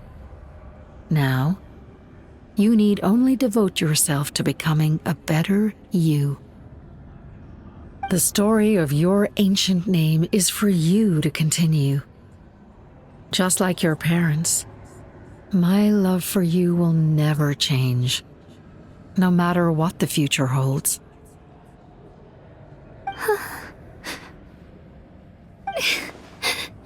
Thank you, Wyatt. It gladdens me to see the Pyro Archon's plan move another step towards completion. But it's time for you to leave this place. The situation here is getting worse. Go now, my children. Save Natlan on behalf of all you hold dear. I know we've never met before, Wyatt, but I just wanted to say thank you for encouraging Kachina. It was exactly what she needed to hear. Whoa! What's going on? An earthquake? We're out of time. It's the power of the Abyss. Quick, we need to run!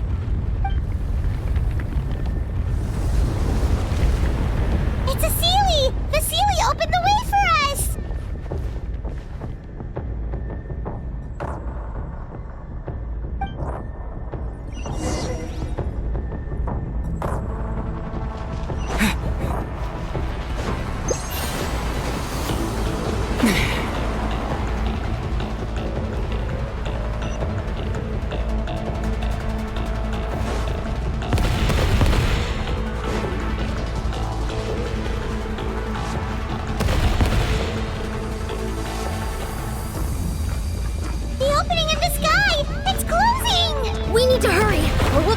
Here!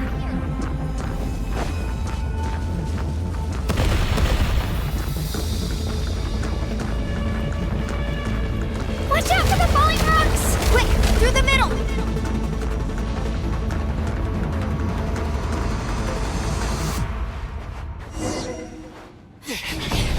Come on, faster! We'll never make it!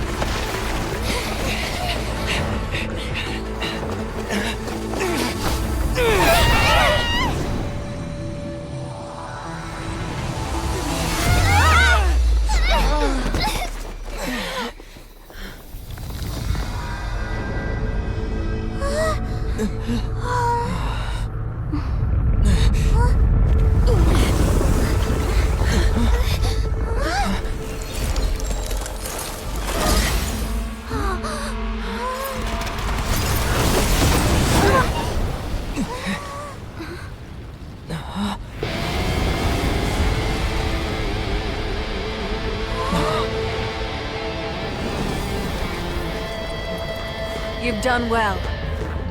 Now come home.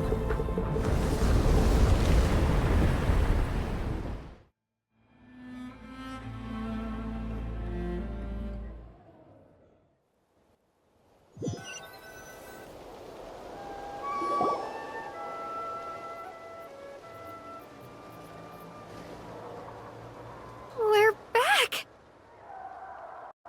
The Pyro Archon saved us. But she's not here. Yeah, didn't she say she used it all up? She's still in the Speaker's Chamber. What we saw in the Night Kingdom was just her consciousness. So you're saying her consciousness did all that? Every great display of power comes at a price.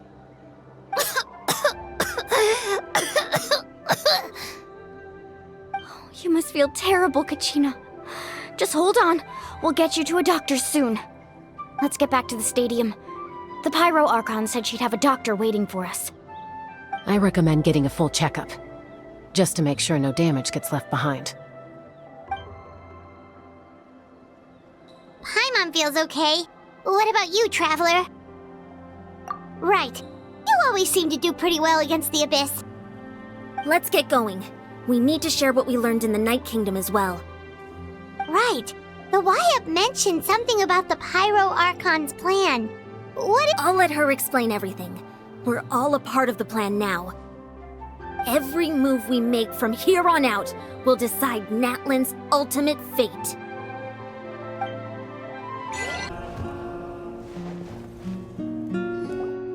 Huh.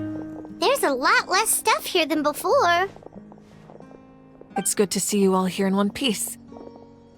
I know you must have a lot of questions, but let Koichi check you over first. It's best not to let any lingering effects of the Abyss go untreated. Thank goodness you made it back. I came here as soon as the Pyro Archon told me about your plan. Take a seat, everybody.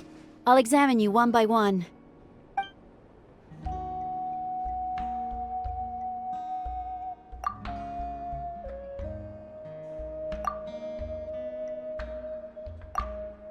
All right, that should do it for now.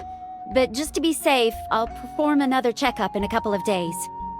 I have to say, though, I've never seen anyone react to the Abyss like you, Traveler. It's like you're completely immune to its power. He always has been special like that. He can even purify its power. Wait, now that you mention it, Paimon doesn't think she's affected either. Given the current situation, that ability will likely play a great role in the events to come. Of course. I still have patients to see, so I'll head out. Thank you, Koichi. All right. We might not see eye to eye, but we both had good intentions. Just give it time. I'm sure we'll figure things out between us one day. Yeah. All right. There's so much to discuss, I don't even know where to begin. You've seen it for yourselves now. The devastation in the Night Kingdom. I'll get straight to the point. Natlan is on the verge of destruction. It's very possible our nation has less than a year before total devastation. Huh? No. That can't be true, can it? That's right. But I've only ever disclosed that fact to the handful of people working with me to save this nation. Our looming destruction is not a recent development, but the inevitable conclusion of the disaster the Abyss initiated 500 years ago. Mualani told us a little bit about that. 500 years ago, all the nations of Teyvat were invaded by the Abyss. Unlike the other nations, Natlan never had stable and deep-rooted ley lines, so we suffered the worst of the invasion. The battle against the Abyss was exceedingly long and brutal. In the end, victory came at the cost of our civilization and countless lives. Even then, it took centuries of solving the disasters caused by the Abyss to finally achieve the peace we know today. And still, this is but a superficial victory. The forces of the Abyss have merely been driven back underground. Their threat to Natlan remains as real as ever. I'd never have guessed. The problems plaguing the Night Kingdom are all the more complicated because that realm is essentially functioning as Natlan's ley lines. Immediately after the war, our calculations estimated that we would have a maximum of 500 years before the Night Kingdom was completely lost to the Abyss. But at that time, we were a nation of the destitute. Our people no longer believed in victory, nor did they hold hope for the future. Our civilization was dying, our faith crumbling, and the line of power passed down from the Wyatt nearly severed. If we didn't bring the nation back together, it would be foolish to even dream of defeating the Abyss in the future. So, the Archon had a long and involved discussion with the heroes of each tribe, and finally came up with a 500-year-long plan to save Natlan. So that's what happened. After finding Kachina, I encountered a strange figure who gave me a series of new memories. Since the plan was mentioned in those memories, I guess I've been chosen to play an important role in it. But there's still something I don't understand. those memories showed me the Pyro Archon from back then. And it was you. Huh? But that doesn't make any sense. The Pyro Archon is supposed to be human. It's impossible for a human to live that long. That's right. The hardest thing for humans to overcome has always been time, or rather, the natural limitations of our lifespan. A god can extend a human's life by using a certain amount of divine power, or subjecting them to a curse. But, as we all know, Natlan doesn't have gods like that. We can only rely on our own methods. A human life is like a flame destined to be extinguished. 500 years ago, I placed my life within the sacred flame. Only by dying before my time could I have the chance to wake up again. So, in other words, this is your second life? Yes. We only managed to defeat the Abyss all those years ago because the tribes came together as one. If the Natlan of the future was to have a fighting chance, the Pyro Archons that came after the war had to rebuild the decimated tribes. The goal was to reunite the people and restore the strength of each tribe's Wayab. Once a tribe was back to its full strength, the tribe's Wayab would select a hero, indicating the tribe was once again ready for war. The Chosen would then stand by my side in defense of our nation, just like great heroes of old 500 years ago. So that means I'm one of the Chosen? That's right. You bear the ancient name Umoja, the same one held by the hero from your tribe 500 years ago. It means unity. After your adventure in the Night Kingdom, I trust you've come to fully understand the meaning of that name. So in other words, you always knew who the Wayab were going to pick from each tribe? Yes. According to the plan, each tribe was supposed to have been fully restored by the time I awoke. But something went wrong along the way. The 6 heroes successfully inherited the ancient names from 500 years ago, but the intel regarding the plan wasn't passed on to them. Once again, it comes down to the deterioration of the Night Kingdom. Communication between the Sacred Flame and the Wayab has been blocked. Just like how the Ode of Resurrection failed to bring Kachina back. Exactly. It's just another tactic the Abyss is using against us. The Abyss may not possess intelligence, but its methods certainly aren't easy to counter. If we want to unblock that information from being passed on, my presence alone isn't enough. The ancient name-bearer must establish a greater connection to their name. So, I've tried my best to help them from the sidelines. Currently, Shilonen of the Children of Echoes, Kinich of the Scions of the Canopy, and Iansan of the Collective of Plenty have all been acknowledged by their names. During your adventure, you too earned the acknowledgement of your Wayab, Mualani. In the process, you gained the memories stored within your name.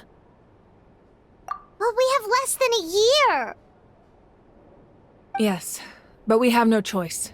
We cannot start the plan until all the heroes have been gathered. That's also why I haven't been able to take action despite the urgency of the situation. But if you knew this whole time, why didn't you just tell me about my role in all this? Wouldn't that make everything go a lot faster?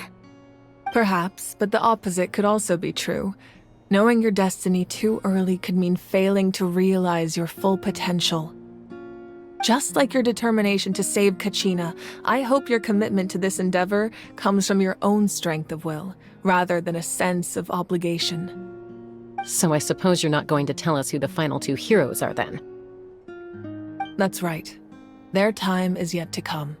Putting pressure on them beforehand will only hinder their development.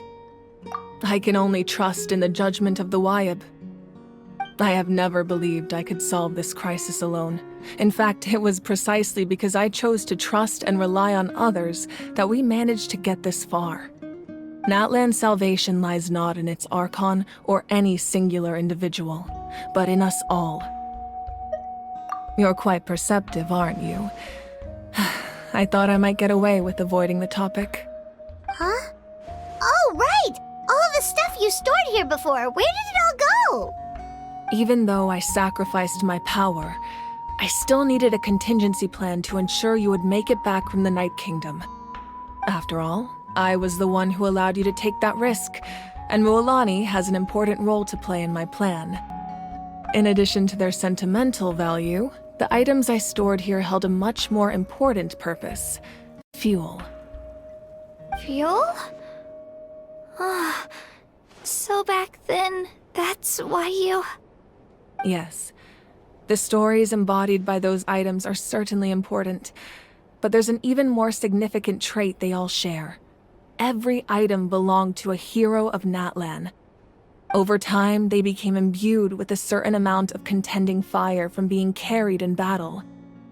On their own, each item's power is limited, but together, their combined effect can prove quite useful in a dire situation.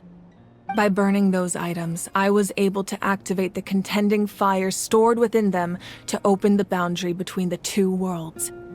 It was a rather crude approach, so all their power was depleted in an instant, as you can see. But weren't they all precious treasures? What about their stories? That's exactly why I dragged you all here. No matter what, I never wanted the Pyro Archon to have to use that power. Oh, I'm so sorry. You have nothing to be sorry for. You all deserve my thanks, actually. If you hadn't saved the totem pole, that area of the Night Kingdom would have been forever lost to the Abyss. And then, it would only be a matter of time before the Children of Echoes was met with disaster.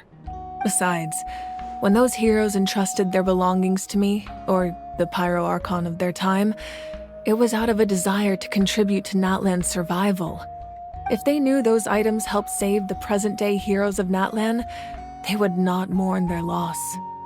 Even when you put it that way, I still feel bad. There's no need. Remember what I told you about time? The people and the events of the past are never truly lost to us.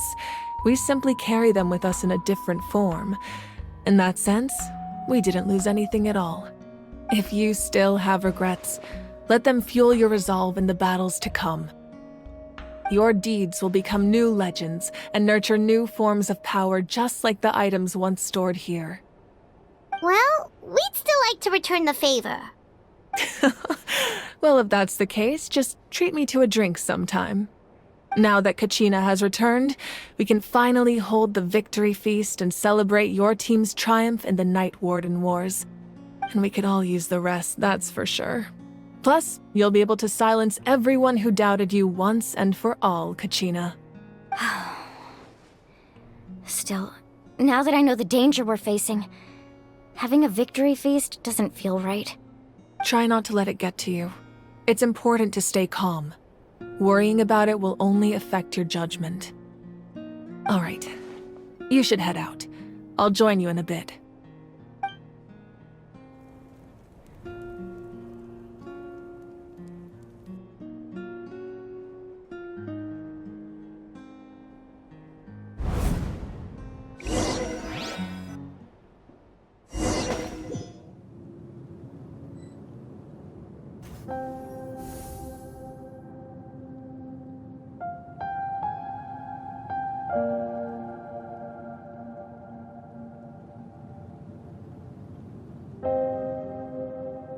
When I was young, I used to sit by the hot springs and listen to the stories of warriors from all over Natlan. They attract people from all walks of life. Friends come easy here, no matter what tribe you're from. The people of the springs have never claimed the hot springs as their own private property. They are there to bring all hot spring buddies together. It's been really nice, seeing the children of my tribe get older. It's helped me gradually understand the true value of the springs. I've witnessed their energy, their determination, their absolute passion for life. Even when they cause trouble, I never managed to hold on to my anger for long. It's unbelievable how quickly they worm their way back into my good graces. I'm certain Mualani will become a great warrior when she grows up. She possesses infinite potential. I can see it. One day, when I'm no longer in fighting form, I'll come here and tell stories to all the children, just like those warriors did for me. So you better get busy, Pyro Archon, or I'll end up running out of stories.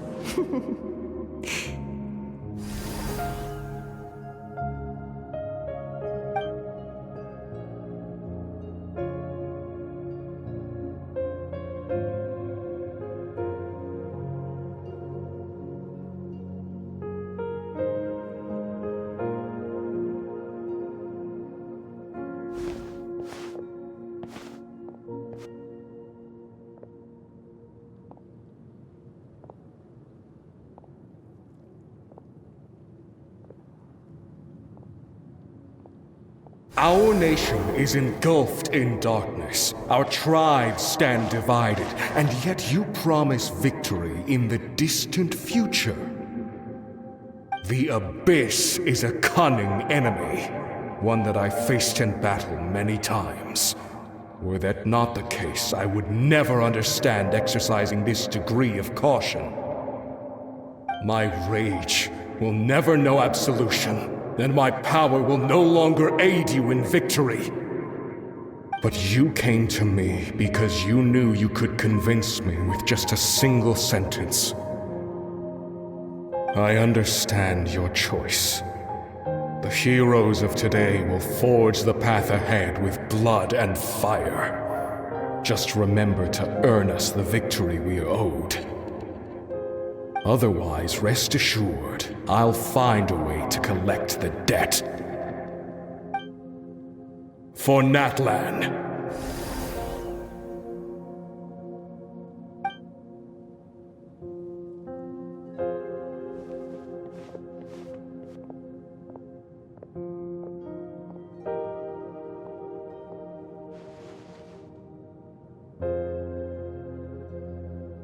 So, you're gonna head 500 years in the future to serve as a Pyro Archon again?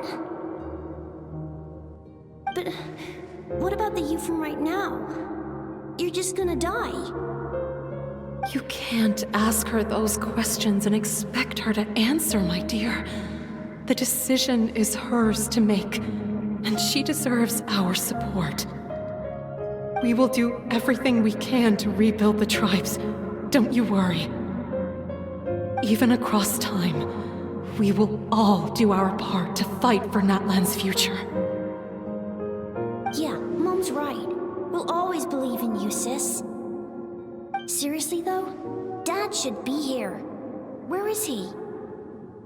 I imagine he didn't know what to say, so he chose not to come at all. Don't take it to heart, my dear. That's just who he is. Just remember, no matter what happens in the future, we will always love you.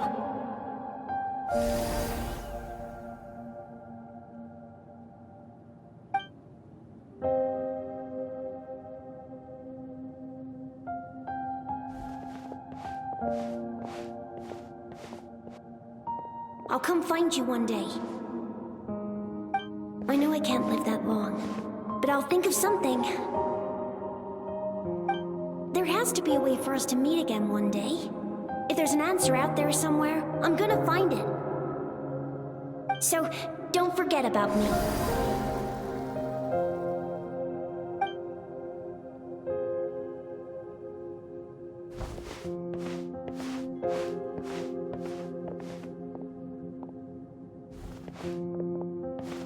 If that's your decision, then you have my full support, Archon. May our children live to see such a lovely son. For Natlan! No one fights alone.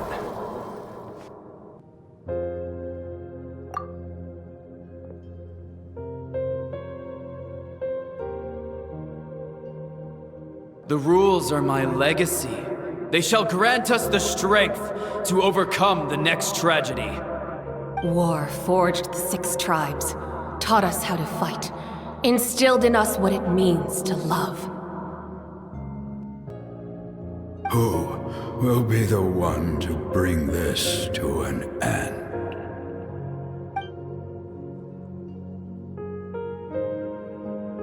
We are the inheritors of memory and legend. Those who grew alongside sun and wind. Those who forged our own destiny and future. That is Natlan's fire, the lifeblood of our nation.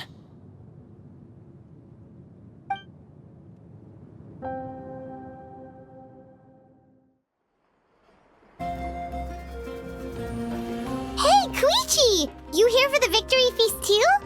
Oh, no. I knew Chaska would be here, so I just came to deliver some medicine. I was about to leave, actually. It's not that I don't want to celebrate Kachina and the others. I'm so glad she made it back. It's just... well, I'll make things awkward if I'm around my sister right now. Ah, well, you two had a fight, so Paimon can understand. She didn't cause any trouble during your trip, right? Yeah, she was super helpful. She gave us a lot of useful information about the Abyss. That's good. That's all I needed to know. Is there a reason you asked? You were pretty outspoken when we first met, but now it's like you're holding something back. Maybe it seemed unreasonable, picking that fight with her before you left, but I did it for a reason. Her impulse to fight is extremely strong. Her mental strength helps her rein it in, but she still loses control sometimes. I had no idea what you might face in the Night Kingdom, so I didn't want to take any chances. So what you're saying is...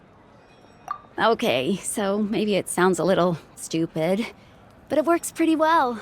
It helps her keep her cool for a little while, at least. Anyway, I'm just glad you were able to make it back safe and sound. That's all I wanted. But do you really have to go that far? Can't you just talk it out? No way. Chaska never opens up about her own pain, especially to her family. She can't learn about this, or it'll be even harder to help her. I appreciate the understanding, and don't worry. I'll find a way to help her ease this burden. Anyway, I need to get going. Enjoy the celebration. Oh, and if you ever need a doctor, you know who to find. Huh.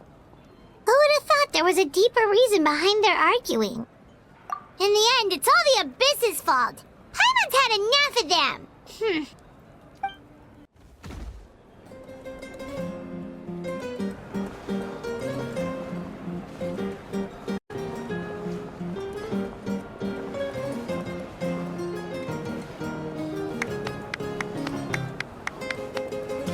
Let's give a huge round of applause to our brave young warrior, Kachina!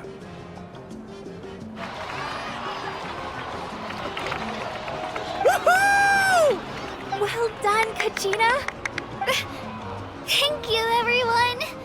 I'm so glad I finally made it. I always knew you could do it. With so much potential at your age, you have a great future ahead of you. You're one to talk. Don't think I didn't know you were the first person to abandon your team. I'll be dealing with you when we get back. I had no choice. My friend invited me. I couldn't just say no. Oh, really? So you weren't just trying to get ahead in the first round? I wasn't, I swear.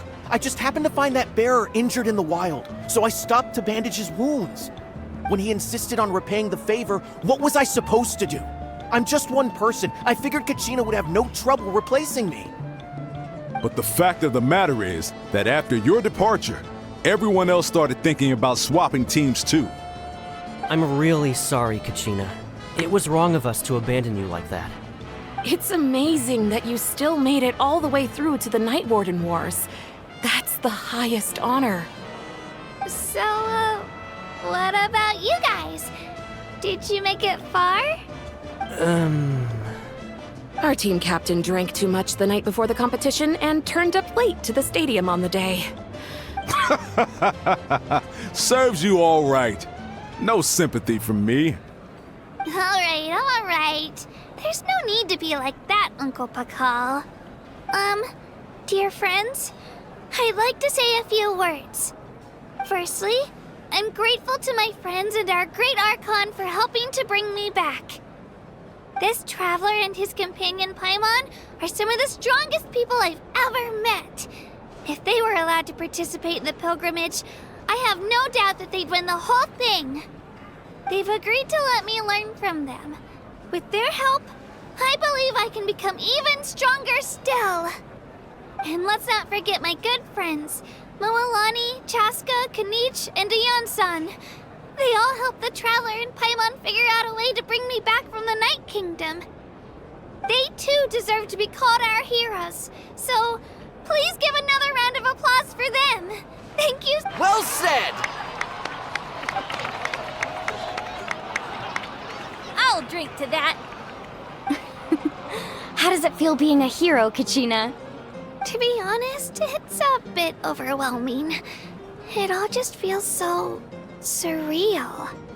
Well, you better get used to it. Next up, undefeated champion! Hey, please don't make fun of me.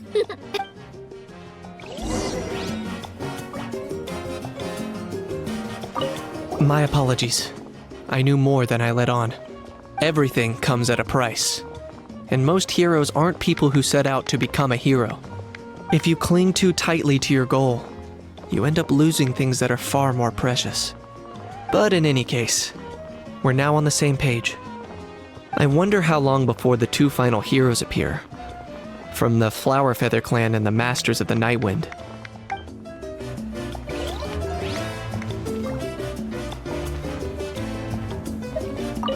It cost us a lot, but we got Kachina back safely, and that's what matters. There'll be even tougher challenges coming our way in the days ahead, though. We'll have to train harder, make sure we're in peak condition. That includes you, Paimon. I can do a special one-off session to show you the ropes. Interest? No thanks.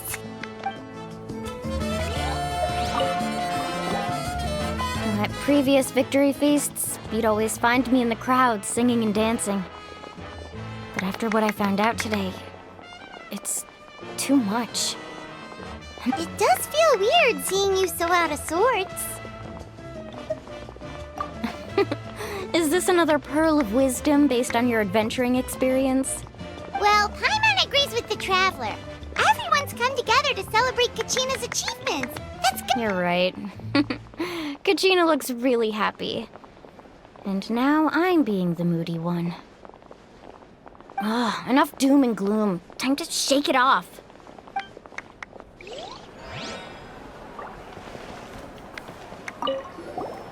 I've been through so much all at once. Are you still feeling unwell?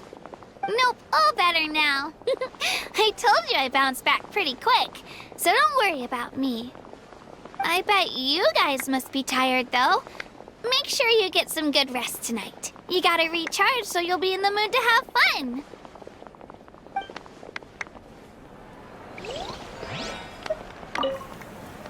All right, Kachina, let's party!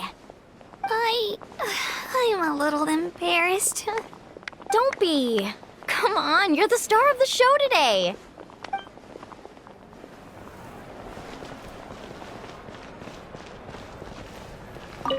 It's rare to meet travelers as strong and brave as yourselves. I raised my... Anyway, my sister's already gone back to our tribe. She has patients to treat. Oh, we actually ran into her on the way here and, well, Paimon just thinks she really cares about you. Yeah, I'm planning on visiting home myself in a few days. To tell her and the rest of the family that they need to be extra careful. I just hope they take it seriously. The Abyss has likely sensed your arrival in Natlan by now. So exercise caution on your adventures as well.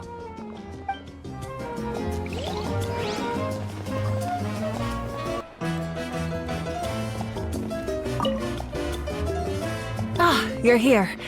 Have some fruit juice. I got it specially for you two. How did you know? That's Paimon's favorite! You look like you've still got questions. Ask away. Because they had their own lives to live. The thought of telling them, abandon your families and everyone you love, and come with me to the end of time. For in 500 years, Natlan will be destroyed. It seemed too cruel. You could just as easily point out that everything in this world would come to an end eventually. But life is short. And beyond a point, it just doesn't seem real. Imagine if I said, let's leave right now and go save the sun because it'll flame out in a few million years. It would sound quite ridiculous. I couldn't make them shoulder that burden with me. Besides, every generation will have its heroes, this one included. The plan could still work without them. Or, of course, without me. But since I was the one who came up with the plan, I felt duty-bound to see it through to the end. Paimon's suddenly remembering that portrait in your room. Was that your family from back then? Yes, it was. So when you asked me who my sister grew up to be, the truth is that very little information survives. From what I've been able to piece together, I can conclude with a reasonable degree of confidence that she ended up as an architect and artist.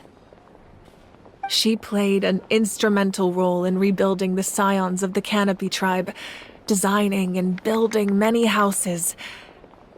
But of course, none of her buildings are around anymore. Still, it was an impressive achievement, and I'm very proud of her. You feel loss keenly. It seems to stir up feelings of regret in you. But this is something I have long since come to terms with. This is a war, and there can be no war without loss. I am already far more fortunate than those who lost their lives to the Abyss. The people of Natlan look to me as their Archon, and the weight of their expectations is mine to bear. I must see our fate through to the very end, no matter what I may find there. Yeah, doesn't that mean the way everything ends has already been written, including— I suppose, but so what? Don't forget, time takes many forms. The past, present, and future coexist, and all are equally important. Even if the future ends in destruction, there's still no reason to give up on the here and now. And it's precisely because we humans cannot know our fate that we will never give up on our struggle. This is a pivotal moment. We are still 2 heroes short. Well, 3 to be precise. There's one further hero who I'm hoping to get on my side, whatever it takes. Your resistance to the corrupting power of the Abyss is truly remarkable. It would easily make you an all-important figure in the upcoming battle. If you agree to join us, you will not only gain my full support in your journey, but I will also forge a brand new ancient name for you. Ancient names can be forged? They can. Several strict conditions must be met, but if they couldn't be forged at all, then the number of them in circulation would have long dwindled to 0. Possessing an ancient name would mean that your adventures in Natlan are recorded in full. Your stories would be remembered by our people for all the years to come. The Ode of Resurrection may have temporarily lost its power, but still, take this as my personal guarantee that I shall never let you fall. Just like in the Night Kingdom, I will be there for you. That is a promise I will fulfill at all costs. This nation always honors its heroes. Yeah, we can't just ignore the situation here. Wonderful. Then I'll reach out to Shilonen right away. She's the one who will forge the name. We've never forged an ancient name for an Outlander before, but I trust she'll find a way.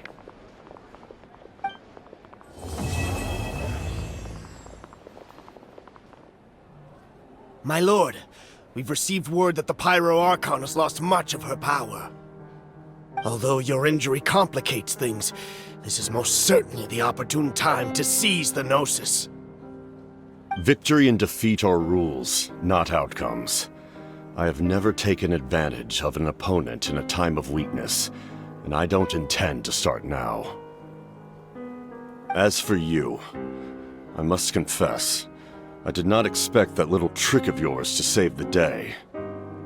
No matter how dense the fog, as long as the sun remains, we cannot turn day into night. She could have dispelled it. She simply chose not to. You don't have much time, and you're injured on top of that. What do you plan to do next? I'm beginning to see just how useful you may turn out to be. You heard something from here, didn't you?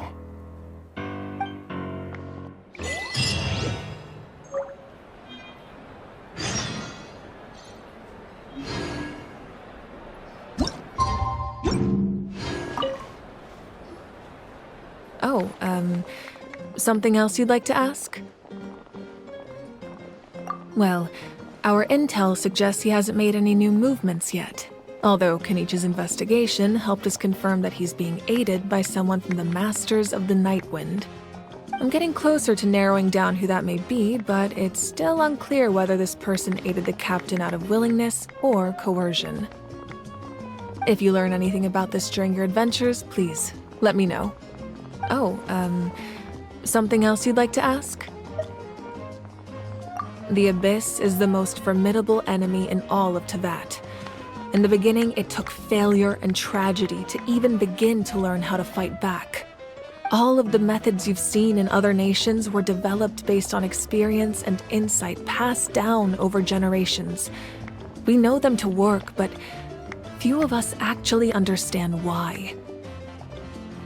It's the same for the method we use here in Natlan.